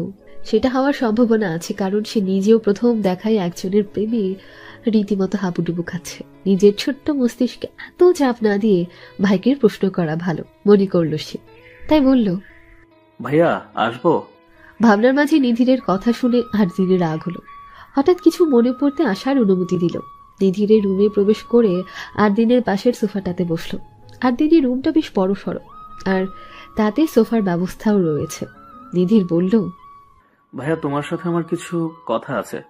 আশা করি যা যা জিজ্ঞাসা করব তার সঠিক উত্তর দেবে। আর দিন ভালো বাচ্চার মতো মাথা নাড়ল। অর্থাৎ সে সঠিক উত্তর দেবে, কারণ সে জানে কিছু পেতে হলে কিছু দিতে হয়। তা এই মুহূর্তে নিধিরের কথা না রাখলে তার থেকেও সে সঠিক তথ্য পাবে না, তাই কম্প্রোমাইজ করতে হবে। নিধির প্রথমে প্রশ্ন করল, তুমি কি প্রেমে পড়েছ? আর দিন স্বাভাবিকভাবে বলল। তুই কিভাবে বুঝলি? উত্তর শুনে নিধির উত্তেজিত হয়ে বলল, তার মানে আমার সন্দেহ সত্যি, তুমি সত্যি প্রেমে পড়েছ। কার প্রেমে পড়েছ? প্রেমে পড়িনি, তাকে ভালোবেসে ফেলেছি। আর তুই তাকে চিনিসও? কি বলছো? আমি চিনি? কে সে? নাম কি তার? আচ্ছা, ভাবি আপু নয় তো? ধুর, ভাবি আপু আবার কিভাবে হবে? তুমি তো তাকে আজই প্রথম দেখলে। তাহলে কে? ওই ঢঙ্গি মুনা নয় তো? মুনা আর দিনের মামাতো বোন। মুনা আর দিনকে বেশ পছন্দ করে। এই মেয়ে আর দিনের জন্য চোখ বন্ধ করে মৃত্যু স্বাদ গ্রহণ করতে প্রস্তুত। মুনা কেন হইতে যাবে? আজীব, ওর মতো ছ্যাঁচড়ারে কোন দুঃখে ভালোবাসতে যাব আমি? মুনা নয়, তোর ভাবি পই। কি? কেমনে কি ভাই? কিভাবে সম্ভব? তোমাদের না আজই প্রথম দেখা? আর দিনের আগিনায় স্বাভাবিক থেকে জবাব দিল, আজ নয় কাল, কাল আমাদের প্রথম দেখা হয়। রানীর বাজারের কাছে নতুন রেস্টুরেন্টে। তোর ভাবি আপু আমাকে দেখেনি, তবে আমি দেখেছি ওদের। পর সবকিছু খুলে বলল নিধিরকে। আর দিন ভেবেছিল কাউকে বলবে না, কিন্তু যখন জানলো এই ধরনের নিধিরের ভার্সিটির এবং ওর কারণে যেহেতু খুব তাড়াতাড়ি তার এই ধরনকে খুঁজে পেয়েছে, তাই কাউকে না বললেও নিধিরকে বলতে হবে। অতএব বলে দিয়েছে, আজ যদি নিধিরের সাথে দেখা করতে না যেত তাহলে কি তার এই ধরনীকে এত সহজে পেয়ে যেত? হয়তো তার চাকরি পাওয়ার দেখিয়ে খুঁজে ফেলতে পারত, কিন্তু এত তাড়াতাড়ি পারত না। তাই এই ফেভারের খাতিরে হলেও বলতে হতো। নিধির সে তো ভীষণ খুশি, তার আর কিচ্ছু করতে হবে না। আর ভাই ভাবি আপুকে নিয়ে আসবে বাড়িতে। তাকে আর কষ্ট করে ভাইকে বাবা মাকে রাজি করাতে হবে না, কারণ ভাই রাজি মানে সবাই রাজি। মা তো খুশিতে পারবে না শোনার সাথে সাথে ভাবি আপুকে বউ করে নিয়ে আসে। তার বড় ছেলে যে বিয়ের জন্য রাজি হয়েছে এই বেশি। কিছু একটা মনে পড়তে নিধির বলল, কিন্তু ভাইয়া, তুমি তো ভাবি আপুকে দেখোনি। তাকে দেখার পর মত পাল্টিয়ে নিবেন কি? কারণ ভাবি আপু সুন্দর নয়, শ্যামবর্ণ। আবার সম্পর্কে সবকিছু ফার্স্ট টু লাস্ট খুলে বলল। সবকিছু শুনে আরদিন হঠাৎ গম্ভীর হয়ে গেল। এতক্ষণ ধরে চেহারায় যে একটা আনন্দের ঝিলিক ছিল সেটা এখন আর নেই। তার বদলে অন্ধকার দেখা দিল মুখে। তাতে নিধিরের মন খারাপ হয়ে গেল। তাহলে কি ভাই শ্যামবর্ণদের পছন্দ করে না? কিন্তু ভাই একদিন বলেছিল বিয়ে করলে মায়ের মতো কোনো শ্যামবর্ণ মেয়েকে বিয়ে করবে, আর আমি তাকে বাবার মতো ভালোবাসবো, ঠিক যেমনটা বাবা মাকে ভালোবাসে তেমনই। তাহলে সে কি মিথ্যে ছিল?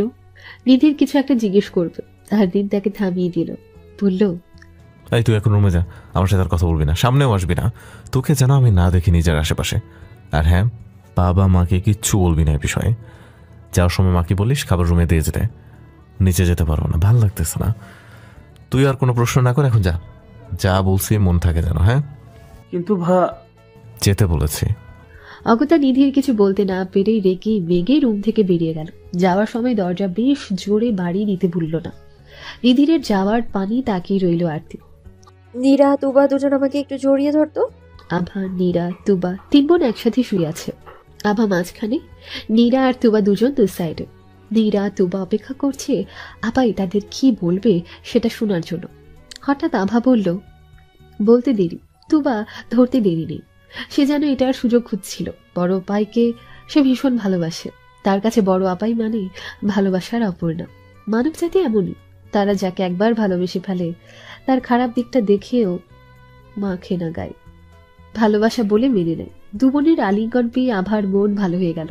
নীরা হঠাৎ প্রশ্ন করল, আচ্ছা আপাই, তোমার যখন মন খারাপ থাকে তখন তুমি আমাদের দুই বোনকে এভাবে পাশে শুয়ে জড়িয়ে ধরতে কেন বলো?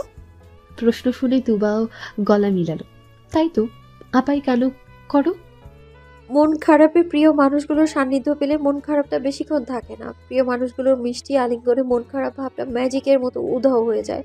মার বিশেষ মানুষটার আলিঙ্গন পেলে মন খারাপ মিলিয়ে যায়। মাকে এখন গিয়ে জড়িয়ে ধরা সম্ভব নয়। আমার বিশেষ কোনো মানুষও নেই, তোরা তো জানিস, তাই তোদেরকেই জড়িয়ে ধরতে বলি। এতে আমার মন খারাপ দূর হয়ে যায়। তোমার মন খারাপ কেন আপাই? নীরা তুবা দুজনই সেম প্রশ্ন করলো। প্রত্যুত্তরে কালকের আজকের সব ঘটনা খুলে বললাম। আমাদের তিন বোনের বন্ডিংটা বেশ গভীর।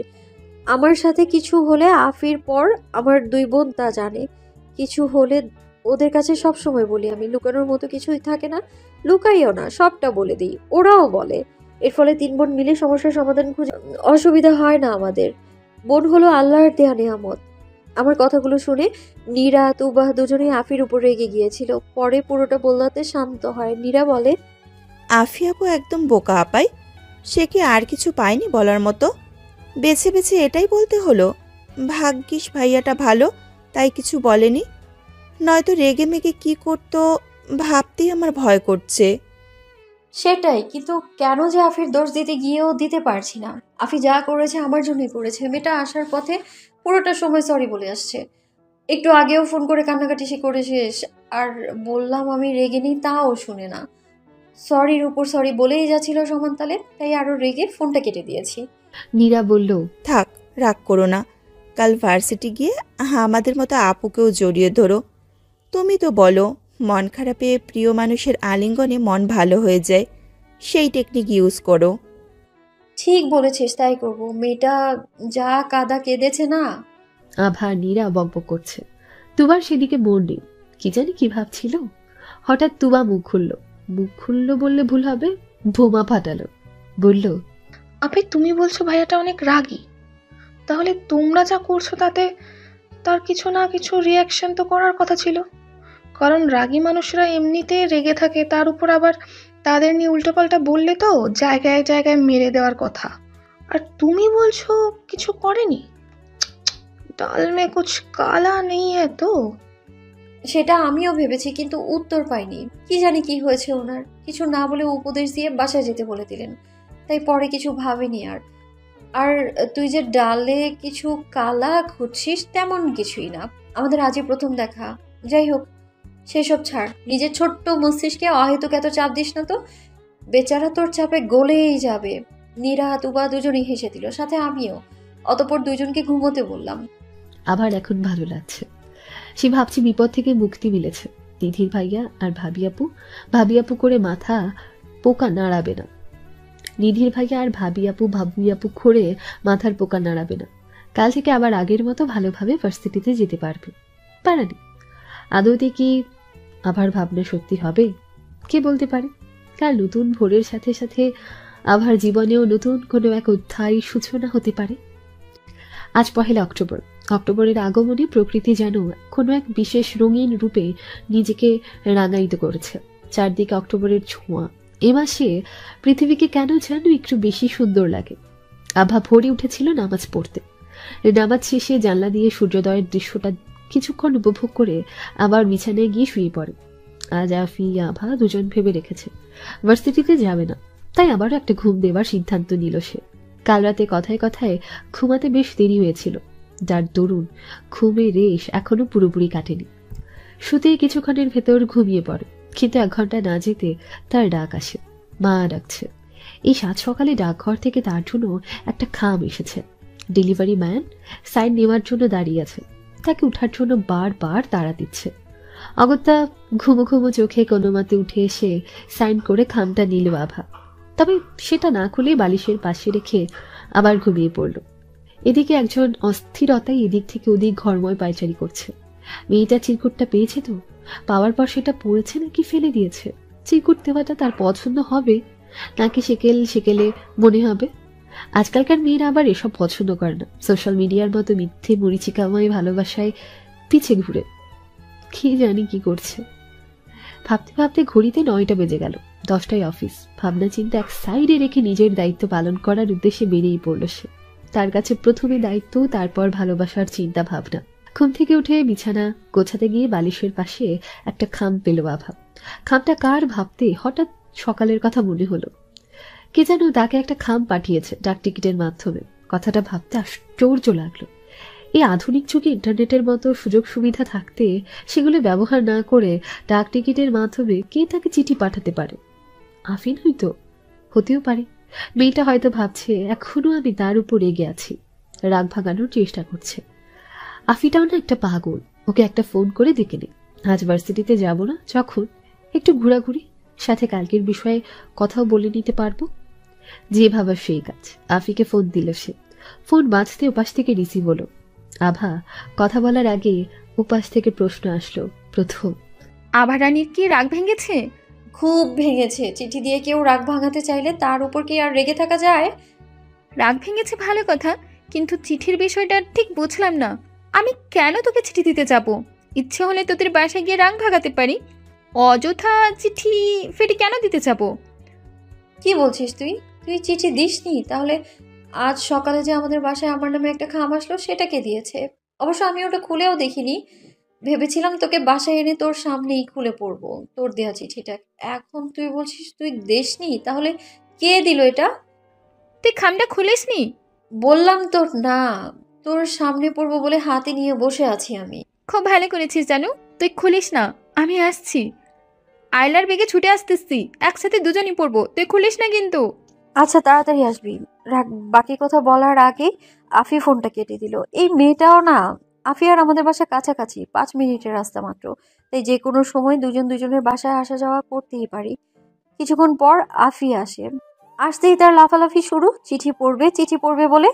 অতঃপর দুইজন বিসমিল্লাহ বলে চিঠিটা খুলতেই লেখা দেখে অক্ষি কোটর থেকে বাইরে বেরিয়ে আসার উপক্রম। চিঠিতে যা লেখা আছে, ভালোবাসার শ্যামময়ী অক্টোবরের শুভেচ্ছা নিও। সুপ্রভাত আমার হৃদহরণী। আজ অক্টোবরের প্রথম দিন। জানো, অক্টোবর মানে আমার কাছে ভালোবাসার মাস। তাই ভাবলাম তোমাকে চিঠি দেই, সাথে আমার মনের কিছু কথা তোমাকে জানাই। ভাবছো সোশ্যাল মিডিয়া থাকতে ডাকটিকিটে কেন দিলাম? আমার কাছে এখন সোশ্যাল মিডিয়া কেমন একটা রং তামাশার প্ল্যাটফর্ম বলে মনে হয়। সোশ্যাল মিডিয়াতে যেসব ভালোবাসাগুলো প্রকাশ পায় অনেকটাই মরিচিকার মতো লাগে। তাই ওসব মরিচিকার পিছে না ছুটে সত্যিকারের আবেগ ও মায়ায় মিশ্রিত ভালোবাসার বেনামি চিঠি পাঠিয়ে দিলাম তোমার শহরে। তুমি পড়বে, হাসবে, বিস্মিত হবে। যখন আমাকে নিয়ে ভাববে কে এই বেনামি প্রেমিক যুবক, তখন আমার অন্তরে প্রশান্তি অনুভব হবে। এটা ভেবে যে তুমি আমাকে নিয়ে ভাবছো। সর্বক্ষণ আমার চিঠি তোমার মস্তিষ্কে ঘুরপাক খাবে। তুমিও চিঠিতে ছোঁয়া পাবে 90-এর ভালোবাসার। মেয়ে, তুমি বড্ড নিষ্ঠুর। হাসির ধ্বনি শুনিয়ে আমাদের এলোমেলো করে দিয়েছ। অশ্রু জলে সিক্ত নেত্রপল্লব দেখিয়ে রাতের ঘুম হারাম করে দিয়েছ। এর জন্য আমার অন্তরিন্দ্রয়ের এজলাসে তোমার কঠিন শাস্তির বিধান অবধারিত করা হলো। অতি শীঘ্রই তোমাকে নিজের করার ব্যবস্থা করে ফেলব। ততদিন তোমার এই বেনামি প্রেমিক পুরুষের কথাটা ভাবো। অক্টোবরের ভালোবাসা নিয়মে এটি তোমার জীবনের নতুন এক সূচনা। চিঠি পড়ে টাসকি খেয়ে ভেটকি মাছের মতো অনেকক্ষণ বসে রইলাম দুই বেষ্টি। বেশ কিছুক্ষণ পর আফি মুখ খুললো, বলল, আভারানি, তোর এই উড়ন্ত প্রেমিক জুটলো কোথা থেকে? সাংঘাতিক, এত বড় কাণ্ড করে ফেলেছে বেটা। চিঠিপত্র পাঠানোও শুরু করে দিয়েছে। ব্যাপার কি আর? তুই চিনিস না তো? আস্তাগফিরুল্লাহ জান, আমি এইসব কিচ্ছু জানি না। ভাগ্যিস ডাক টিকিটওয়ালা আমার হাতে খামটা দিয়েছিল। ভাব, একবার যদি আম্মু পাইতো এই প্রেমপত্র, তাহলে ভিমরির উপর ভিমরি খেয়ে পড়তো, সাথে আমারও 1000টা টুকরো হয়ে যেত। সন্দেহ করতে এই কারণে হয়তো আমি বিয়েতে রাজি হতে চাই না। যা করেছে আল্লাহ ভালোই করেছে, কিন্তু কথা হলো এই উড়ন্ত প্রেমিকটা আবার কে? তাই ভাবছি তুই ফেসবুক ইউজ করিস না, তাই না? ওই কাহিনীর পর ফেসবুক অ্যাকাউন্ট ডিলিট করে দিয়েছিলাম। তাহলে কলেজ বা ভার্সিটিতে তোকে প্রপোজ করেছিল যে তার মাঝে কেউ হবে? ছি, ওইসব পেতনিগুলোর দ্বারা চিঠি ফিটি দেয়া সম্ভব না। এদের দেখে বোঝা যায় এরা যে আধুনিকতার পিছিয়ে পড়ে, আর ওদের মাঝে 90-এর ভালোবাসা ধরা ছোঁয়ার বাইরে। তাহলে আর কি? হঠাৎ কিছু অনুমান করতে আফি বলল, নিধির ভাই নয় তো? মাঝে মাঝে আফির কথা শুনলে নিজেকে বুদ্ধিহীন মেয়ে অনুভব করি আমি। না মানে কোন দুঃখে এরে বেস্টি করতে গেছিলাম আমি সেটাই ভাবি আর কি। বললাম, এই তোর ঘিলুতে কি কাঠ ঘুরে ধরছে? নিধির ভাই কোন দুঃখে প্রেমপত্র দিতে যাইবা আমারে? ওনার জন্য নয়, ওনার ভাইয়ের জন্য চাইছিল আমাকে। বলদি মাইয়া। ও হ্যাঁ, তাই তো, মনে ছিল না, সরি। হয়েছে তোর সরি ফরি? আমার মাথায় ধরতেছে না এই উড়ন্ত প্রেমিকটা আবার কে হতে পারে। এত ভাবিস না, আজ প্রথম এসেছে চিঠি। আর কিছুদিন অপেক্ষা কর, দেখ আর চিঠি দেয় কিনা। তখন সিরিয়াস নাকি কেউ মজা করছে বোঝা যাবে। এত টেনশন নেওয়ার দরকার নেই। তবে হ্যাঁ, চিঠিটা লুকিয়ে রাখিস যেন কেউ না দেখে। নীরাতুবাকে এখন কিছু বলার দরকার নেই, পরে বলিস। তাই করি, কিছুদিন অপেক্ষা করি। যদি এর মাঝে আর আসে তাহলে তখন না হয় ব্যবস্থা নেওয়া যাবে। গুড। এখন রেডি হয়ে নে, একটু ঘুরে আসি বৌদ্ধবিহার থেকে। আসার সময় আমি আন্টির থেকে পারমিশন নিয়ে আসছি। আচ্ছা চল। নিধির ভার্সিটিতে এসে আভা আফিকে খুঁজছিল। বিগত দুদিনে আভাকে সে ভীষণ জ্বালিয়েছে। আজ ক্ষমা চেয়ে নেবে ভাবছে। তার ভাই যখন পছন্দ করে না আভাকে,